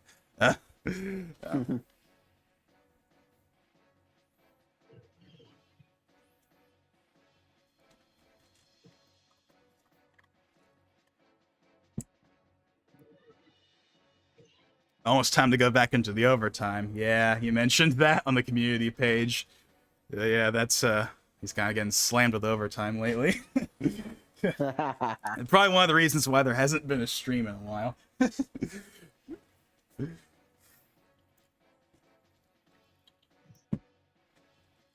Or a video, for that matter, I guess. It's been a little while since there's been a video of any kind, really. Because I know he's talked about doing new kinds of videos, but they haven't really materialized yet. Obviously, they will eventually, but there hasn't really been any video. I don't think there's been any videos really since the end of the last season of WWMJ. But there was supposed to be like a new format and like stuff involving the stream setup, but it hasn't really materialized yet. But obviously, you know, it is what it is. It'll happen eventually. Yeah. Besides, and hey, I'm not one to criticize someone for not uploading enough videos. Look at my channel. Look at my channel, right? I mean, my channel hasn't had a real video on it in 2 years, so I'm in no position to talk. Yeah, exactly. I'm absolutely not. I think I've even mentioned that to him before. But yeah. But yeah, so. Yeah, I guess I could briefly go over the direct real quick. I mean, it's been a little while at this point, obviously, but I mean, so the big announcements that we got out of that were we got a new 2D Zelda, we got a new Mario Party, which I personally don't think needs to exist. I think that they could have just updated Superstars. People would have been fine with that. But, you know, again, there was 4 Mario Parties on the, GameCube, so why not? We got, I mean, this isn't really a big thing, but we got Donkey Kong, Returns is coming back. It's just a basic port, and it does have some issues. There's a couple of videos out there showing kind of like some of the issues with that port, which is being made by a company called Forever Entertainment, which apparently does not have a great track record with ports. So, you know, hopefully some of that stuff gets ironed out. I mean, it's good. I mean, it's not coming out till January, so they definitely got time. But, you know, we'll see. But, you know, there's a basic, Donkey Kong port. But, yeah, but the big ones are, new Mario Party, new 2D Zelda, and, of course, the big one, Metroid Prime 4 finally after 7 years. Yeah. Yeah. And there was talk when the trailer first came out, right? A lot of people were saying, is this Switch 2? Is what we're seeing Switch 2 gameplay, right? And I knew that it wasn't. I know it wasn't. And you want to know how I know that? Because it looks like it's built on the same tech as Remastered.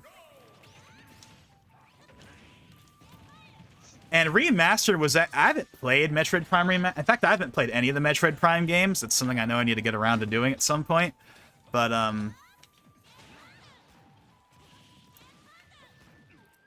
Metroid Prime Remastered is like considered to be like one of the best looking games on the current Switch. So I'm not surprised that Retro was able to get a game that looked like that on the current Switch. Like, I fully believe that the gameplay we saw was from the current Switch. I fully believe that 100%. The resolution, like, even though it's like even though it's a low bitrate YouTube video, like I can still tell that like it's it's probably running at like 900p or whatever.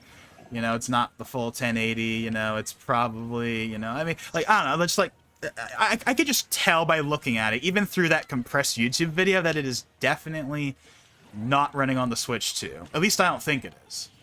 Now, will there be a Switch 2 version down the line? Maybe, maybe not. But I'm pretty sure that that footage was from the current Switch. And think about it. When they showed us Breath of the Wild for the first time, it was on the Wii U. Like at I'm not talking about that original E3 2014 reveal. I mean like the E3 2016 big blowout when they gave us the title for the first time, right? With that, okay. Here's a maybe hot take, right? Here's a maybe hot take. So, the Breath of the Wild Switch presentation trailer, right? Yeah. It's one of the most beloved trailers in Nintendo's history. Everyone loves that trailer. It's also one of their most viewed trailers of all time. And it is a great trailer. But it's not the best one. You want to know what the best one is? Huh. E3 2016. It's one of those things where, like, especially at the time, it was a huge deal.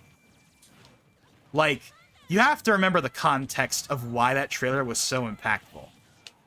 It wasn't just the fact that this was our first time seeing Breath of the Wild, really. It wasn't just the first HD Zelda, it wasn't just the first open world Zelda. It was all those things. But you want to know one of the big reasons why it was so impactful? One, the music. The music in that trailer is amazing.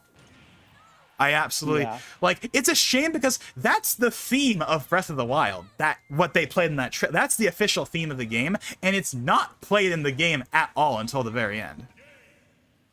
Pretty much.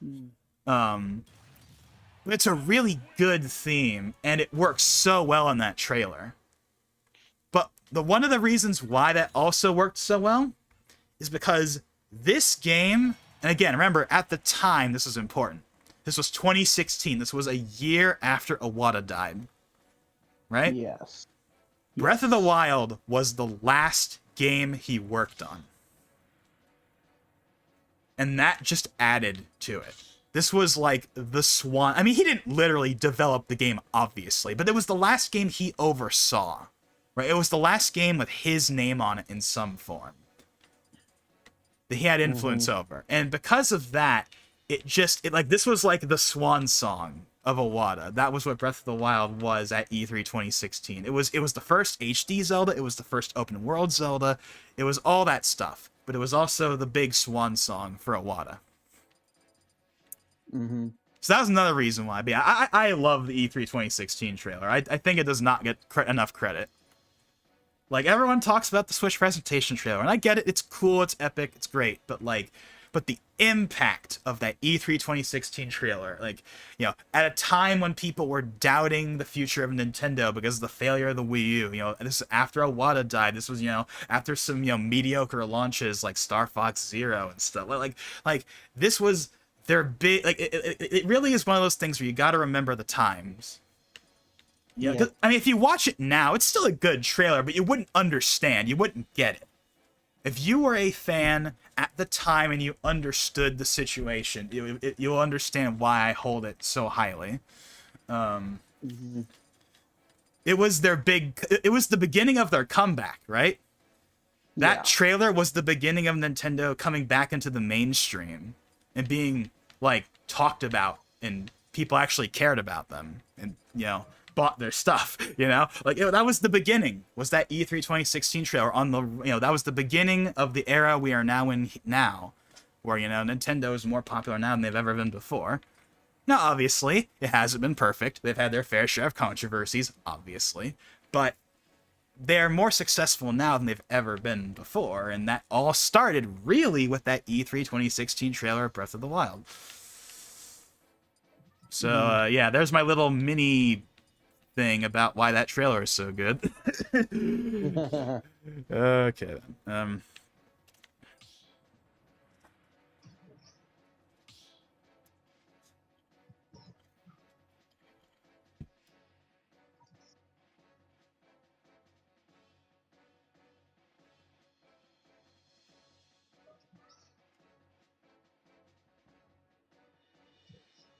But anyways, the point I was getting at before I got sidetracked about the trailer was that, so yeah, that E3 2016 trailer, that wasn't Switch gameplay, that was Wii U gameplay.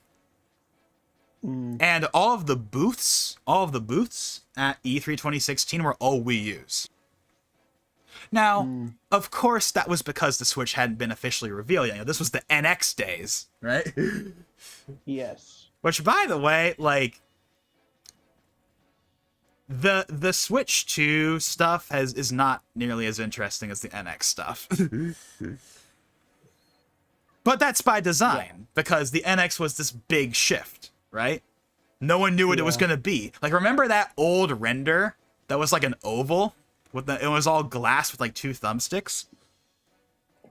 Like, I think. Like, there was a lot of, like, there was a lot of real speculation about what the hell this thing was going to be, right? But with the Switch Yeah. 2, it's boring because we know what it is. It's gonna be Yeah. the Switch, but more powerful. It's basically gonna be a Switch Pro, essentially. That's basically what it's not gonna have anything really unique or different, as far as we know. Now, obviously, this is Nintendo. They like to have their gimmicks sometimes. Maybe there's something hidden we don't know about. But everyone's pretty much expecting the Switch 2 to just be the Switch 2. Which is fine. That's all most people want, but it's not exciting. Like really. I mean, I want it to exist. I want the Switch 2 to be out now. but it's not exciting in the same way that the NX was, because the NX was this like infinite possibility. Yeah. There's so much speculation because no one really knew what it was going to be.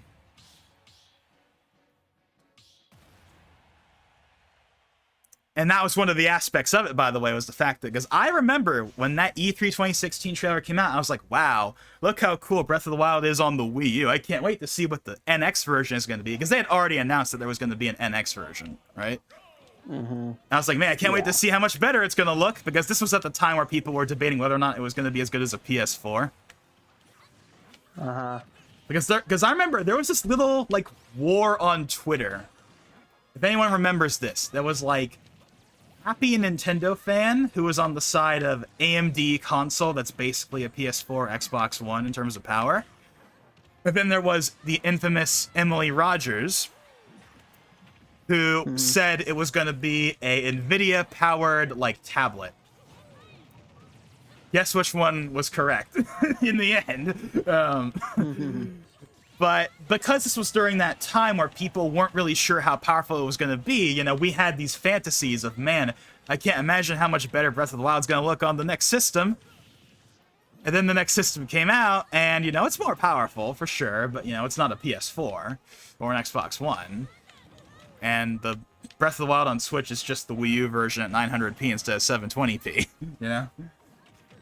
Yeah.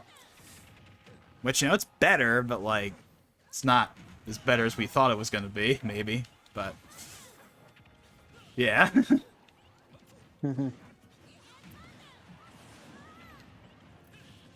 Now, one aspect of the Switch 2 that definitely will be exciting is that we're going to get to see some real jumps in graphical fidelity for a lot of big franchise titles. Because the Switch was more powerful than the Wii U, but it wasn't by, a ton. In terms of power, as far as I can tell, it's basically right in between a Wii U and a Xbox One. But because of that, the games look better for sure. Like Odyssey clearly looks better than 3D World. Ultimate mostly looks better than Smash Wii U. I might prefer the more raw HD-ness of Wii U, but in terms of graphics, Ultimate's better overall. Xenoblade, 2 and 3 look better than X, most of the Splatoon 2 and 3 look way better than Splatoon 1. You wouldn't think they would, but they actually do. Because if you go back to Splatoon 1 after all this time, you'll be like, wow, the newer games really do look a lot better. But we're going to be going, and especially for franchises that skipped the Switch, right? Famously, we didn't get a Mario Kart. So you know what that means, though? We're going to be going from a Mario Kart game that was designed to make the Wii U look its best to a Mario Kart game that's going to make the Switch 2 look its best. That's going to be a pretty big jump right there. And Mario Kart 8 is still, 10 years later, a really good-looking game. I mean, don't get me wrong, it's not a, PS5, Unreal Engine, whatever, but, it looks pretty good, especially for the Wii U. The Booster Course Pass, is a mixed bag, of course, but the base game still looks pretty good for the most part. And I still hold that it's the best looking game on the Wii U. It's not the best looking game on the Switch, but it's the best looking game on the Wii U. It still holds up really well 10 years later. But we didn't get to see what a Mario Kart game that takes advantage of the Switch would look like. I imagine it would look better, but not a ton better. But now we're going to go from a Wii U Mario Kart to a Switch 2 Mario Kart. We're going to be going from the Wii U to like a PS4 Pro in terms of power or whatever. Like, you know, obviously that's a whole debate right there. You know, how powerful is the Switch 2 actually going to be? But I think it's going to be like a PS4 Pro-ish at least.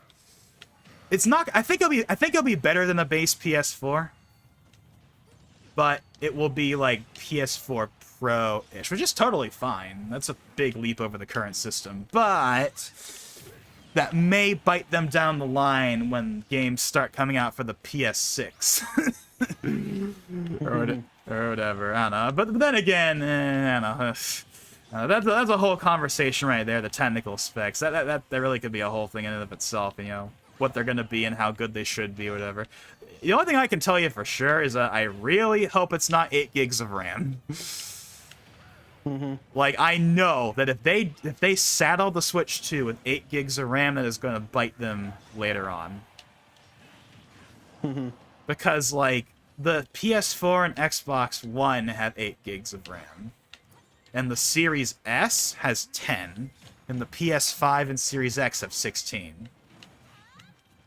Having less RAM than the Series S in 2025, when this thing is going to most likely come out, even for a handheld, I think is not good.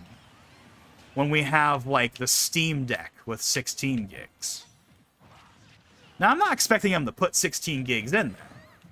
In fact, what I think they should do, and I think what they will do, is they're going to do 12. Which, by the way, the current Switch has 4. So we'd be going from 4 gigs to 12 gigs. That is triple the RAM. That's probably enough that they'll be fine for the most part. That's comfortably more than the PS4 and Xbox One, and crucially, that's more than the Series S. Right? And you want to know what's funny about the Series S? I actually like the Series S. I used to have one for a little bit even. But the Series S does have a few too many cutbacks, in my opinion. And the biggest one that from day one I've never liked is the RAM. It only has 10 gigs of RAM when the Series X has 16.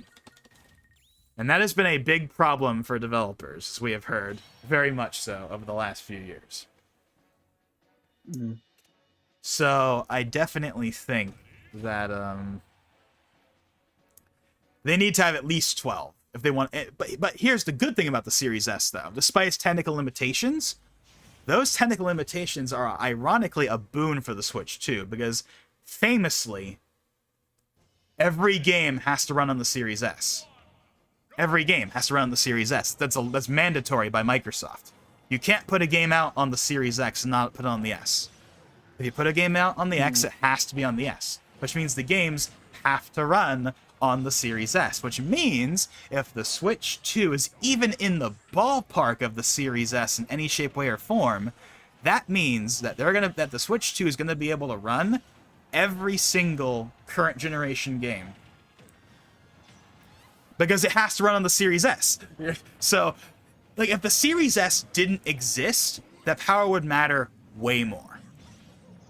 Because then developers would be taking their PS5 games and then cutting them down for the Switch 2. But what's actually going to happen is they're going to take the Series S versions that they have to make, and they'll just cut down that instead. or enhance it maybe even, depending on, again, where the ballpark is for the power. Because I think there's a very real possibility that I think that the Switch 2 will be better and worse in some respect. Like, it'll have more RAM. It'll have more RAM than the Series S. But it'll have a worse CPU and probably worse graphics. But it will have the advantage of being NVIDIA, which means they'll get DLSS. So that'll be a big boon for the Switch 2. Because the Series S doesn't have that. I think the Switch 2, power-wise, is going to come out fine in the end, mostly. I mean, obviously, if I was running Nintendo and you asked me what I wanted from a new Nintendo console, I would say, make it a PS5, basically. I want all the power. But we're not going to get that because power has not been their thing for a long time, and also they have the handheld aspect to worry about, right? You can't cram a PS5 into a Switch form factor right now. It's not possible, right? Yeah. So they literally can't. Like, I will say this. For what it is worth, for better or for worse, Nintendo at least has an excuse for not being as good as the PS5 or Series X, because they have to take into account the portability. And handhelds have always been worse than the consoles. So they at least have that going for them. For what that's worth. Take that for what you will.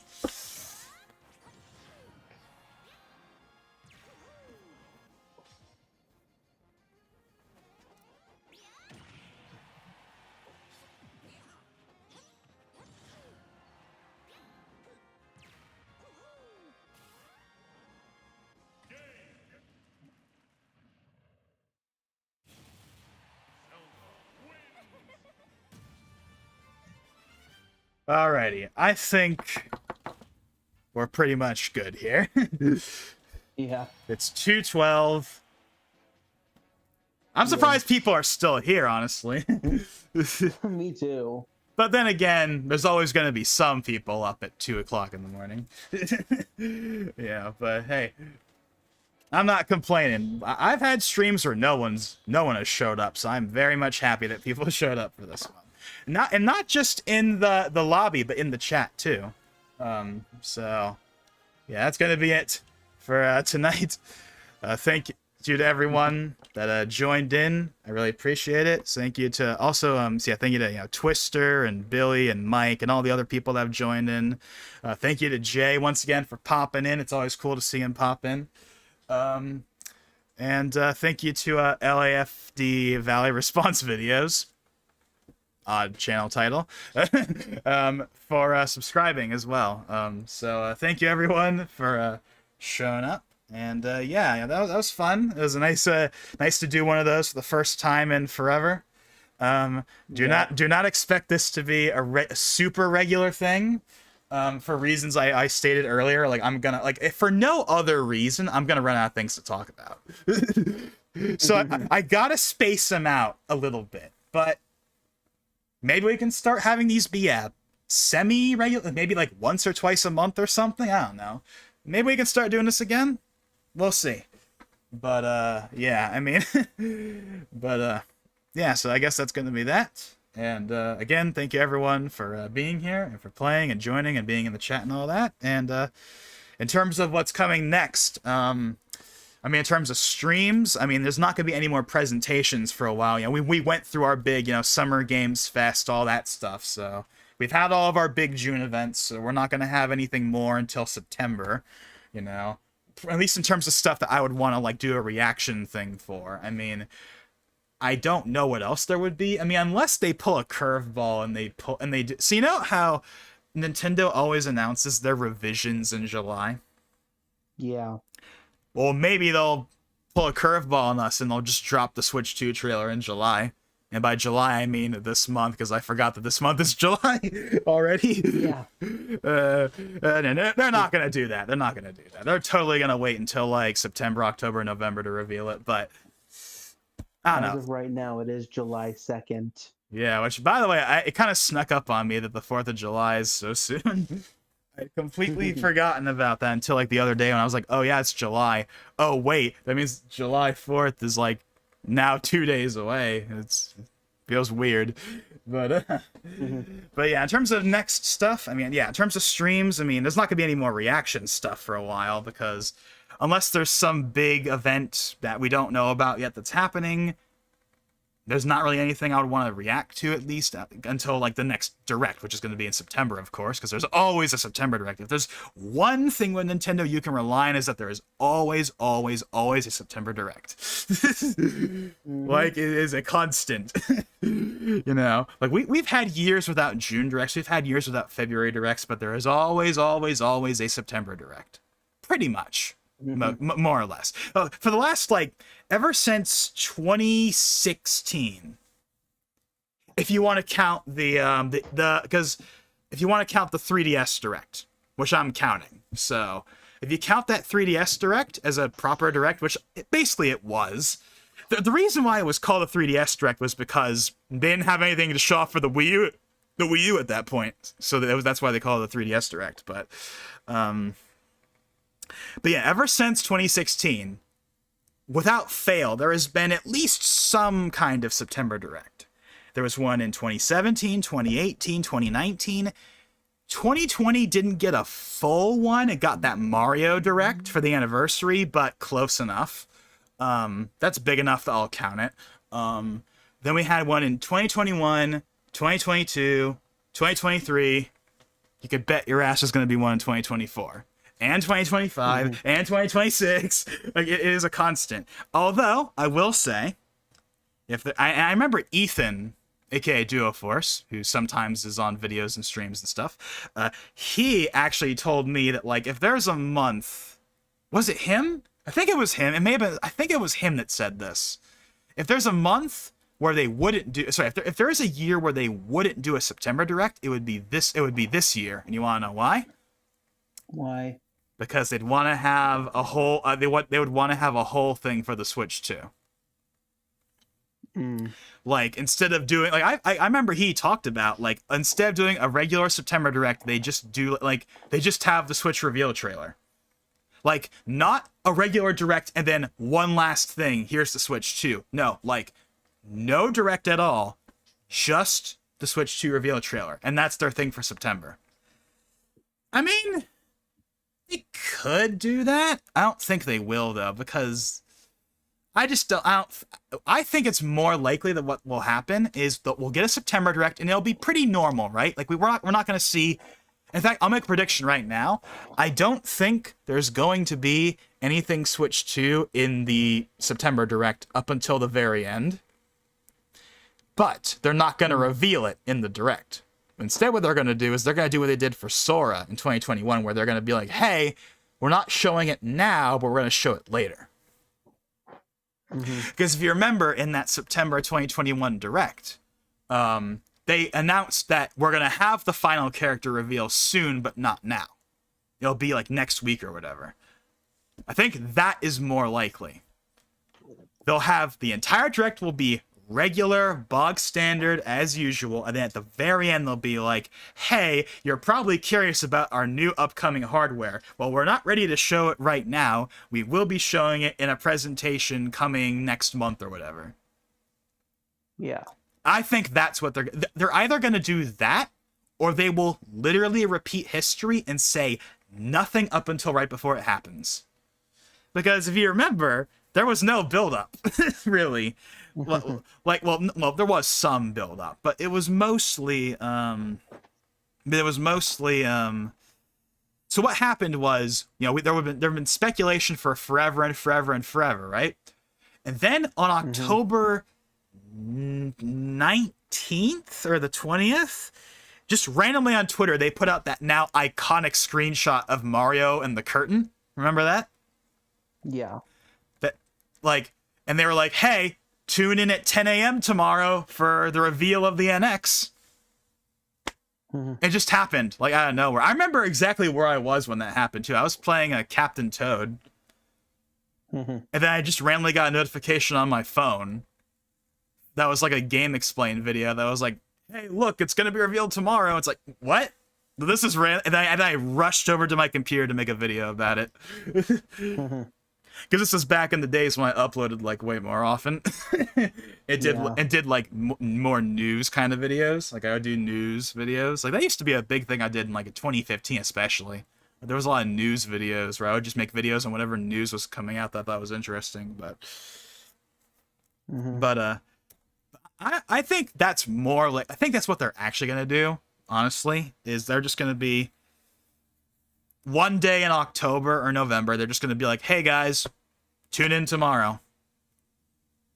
I feel like that. I think they're going to do the exact same thing again. Now, you want to know it would be a real curveball, but this is so not happening, although I'm sure Jeff Keighley would love this. He'd probably would be, like, absolutely dripping for this to happen. It'd be like the biggest thing that has ever been at the show, but what if they completely curveball us again and they reveal the Switch 2 at the Game Awards? Now, that is not going to happen for several reasons. One, Nintendo hasn't really been doing stuff at the Game Awards for a while, really, in any like real capacity. 2, they probably would have to pay. I'm sure like Jeff Keighley would have to pay like way too much money for that. And 3, Nintendo would never do it in the first place because that reveal is way too big to not be its own thing. Because Nintendo knows they're gonna get like 10 million views if by just doing that thing on their own. Like they don't have to have it be a part. See, this is another video idea that I'll probably will never get around to doing. But one of the reasons why E3 kind of declined in its later years was that E3 stopped being the place where big stuff was revealed, right? Everyone was doing their own thing, and things stopped being saved for E3. Well, where was I going with this? There was a point of this I was getting to, and I don't remember what it was. I think it was what was it?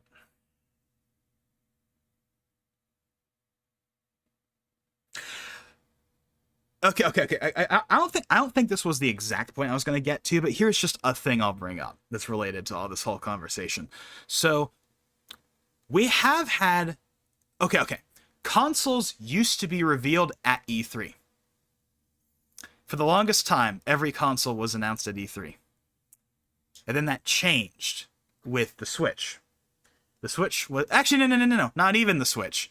The PS4 and Xbox One were not announced at E3. They were announced in their own standalone... And that was 2013. That was before, the direct format became like the standard it is today. Where like every company does it now. This is long before that. Even back then, 2013, E3 was not the place they announced a console anymore. The last console to be announced at E3 was actually the Wii U. Or, no, the 3DS would have been out by that point. So yeah, the Wii U. I mean, the 3DS, do you want to count the 3DS as a console? Whatever. I mean, it's technically a console, but whatever. It's a handheld console. Yeah, that. But the PS5, right? Okay, so the Switch was obviously not at E3. It was its own thing. The PS5 was announced before E3. The Series X. This is where the connection. This is me trying to loop back around. The Series X was first. Okay, it depends on your definition of announced, right? The PS5 was first announced in February 2019, I think. Like from like a Mark Cerny interview. But it wasn't like formally like announced until like I think February 2020 when they put out the logo for it. But the Series X was first fully properly unveiled at the Game Awards.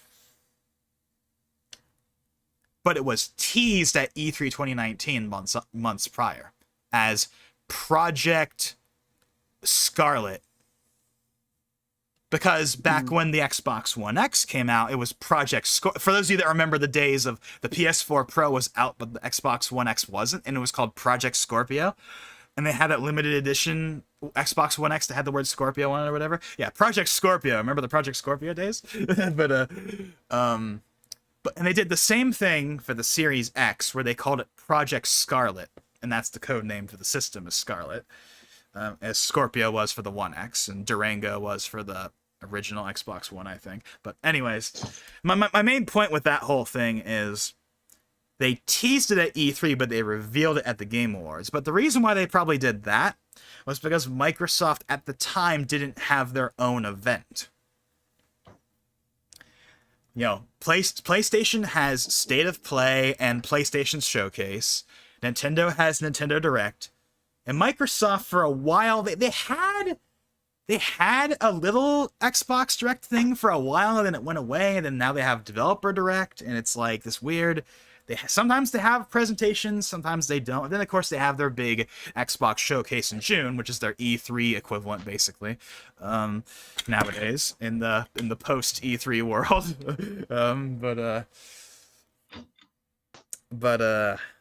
Man, I feel like I'm going in circles right now. But the long and short, my main point is, yes, we had the Series X at the Game Awards in 2019. That was cool. But Microsoft doing that and Nintendo doing that are two completely different things. Because Nintendo knows, for better or for worse, they don't need the Game Awards. I wish they would have more stuff at the Game Awards. Yeah. But they don't need it. Just like they didn't need E3. You know? That's why they started putting Ultimate in the regular directs, because they don't need E3. Even though I wish E3 was still a thing. But they didn't need it. That's why it died off. And all three of them did that too. Like last year, they were gonna do E3 2023, and then they canceled it because the big three weren't interested. Like they all said, we support E3, but none of them wanted to show up. Nintendo, Microsoft, and Sony all said no to E3 2023 and basically absolutely doomed it to death, and now it's officially 100% gone forever, except not actually, because I guarantee you 10, 15, 20 years from now they're going to revive the brand, but that's a whole other conversation. Because it's too iconic to not come back. E3 is still got immense brand power, but or just why I'm sad that it's gone, but yeah, whatever. Point is, to finally end this long and drawn-out conversation on a stream that I should have ended 20 minutes ago. The Switch 2 is not going to be at the Game Awards. It'd be cool if it was, but they're not going to do that. And it's not going to be in the September Direct. It's going to be its own standalone thing like it was with the first Switch. That's what we're going to call it, because I've been talking for long enough. So once again, thank you everyone for watching and tuning in and chatting and commenting and playing Smash and all that. And yeah, again, oh yeah, so here's the thing I was getting to before I got sidetracked. I have no currently planned streams. That's the main takeaway from that whole tangent. Sorry for the tangent. There's no reaction streams I have planned. And in terms of gaming streams, I mean, again, maybe we'll do another Smash stream sometime, but it's not going to be super regular. It'll be like maybe once or twice a month, if I'm being honest. Or if you ever want to do Mario Kart. We've never really done Mario Kart streams. Well, okay, I mean, we did one for the DLCs when they were coming out, but we've never just done like a regular Mario Kart stream. But I think the reason why I haven't done that is because Mario Kart is a game I can play on my own, whereas Smash isn't. You know? Like, I can race against the bots in Mario Kart, and I don't feel like I'm missing out. But playing against the NPCs, playing against the CPU in Smash is not the same thing as playing against a real player, right? It's just not the same. So, like, that's why, like, Smash is a game. That's why I've done way more Smash stuff than, like, Mario Kart. Because Mario Kart, I could just play that on my own. I don't feel like I'm missing out that much. Same with Splatoon, even. But Smash is a game where you got to have that social experience for it to really work. But yeah, so yeah, no planned reaction streams, because there's nothing really happening at this point for the rest of the summer, I imagine. And yeah, maybe we'll do a Smash stream or two. Maybe we'll do Mario Kart. Maybe we'll even do Splatoon. Or maybe something else. You never know. I could always decide to do something random. It has nothing to do with anything I normally stream. I mean, you never know. But I don't have any planned streams for the foreseeable future, really, outside of maybe some Smash stuff. And in terms of videos, well, I know I already mentioned it earlier, but yeah, it's pretty much business as usual when it comes to videos, which is me dragging my feet actually doing anything about it. Yeah, so, yeah, I don't know. I know I'm going to put out something eventually. Like, the channel can't stay dead forever. I will put out an actual video of some kind at some point. In fact, I know I will, because me and Ethan are gonna do a Switch 2 speculation discussion at some point. That's gonna be more of a discussion than a proper video, but hey, it's something. Because the Nincast is currently dead, and it's gonna stay dead because I'm kind of discontinuing that whole brand for the time being, in favor of just having like unbranded discussion videos, because I think that the Nincast name has kind of run its course. At least for a while. Maybe I'll bring it back at some point, but I don't know. The point is, there will be videos of some kind at some point.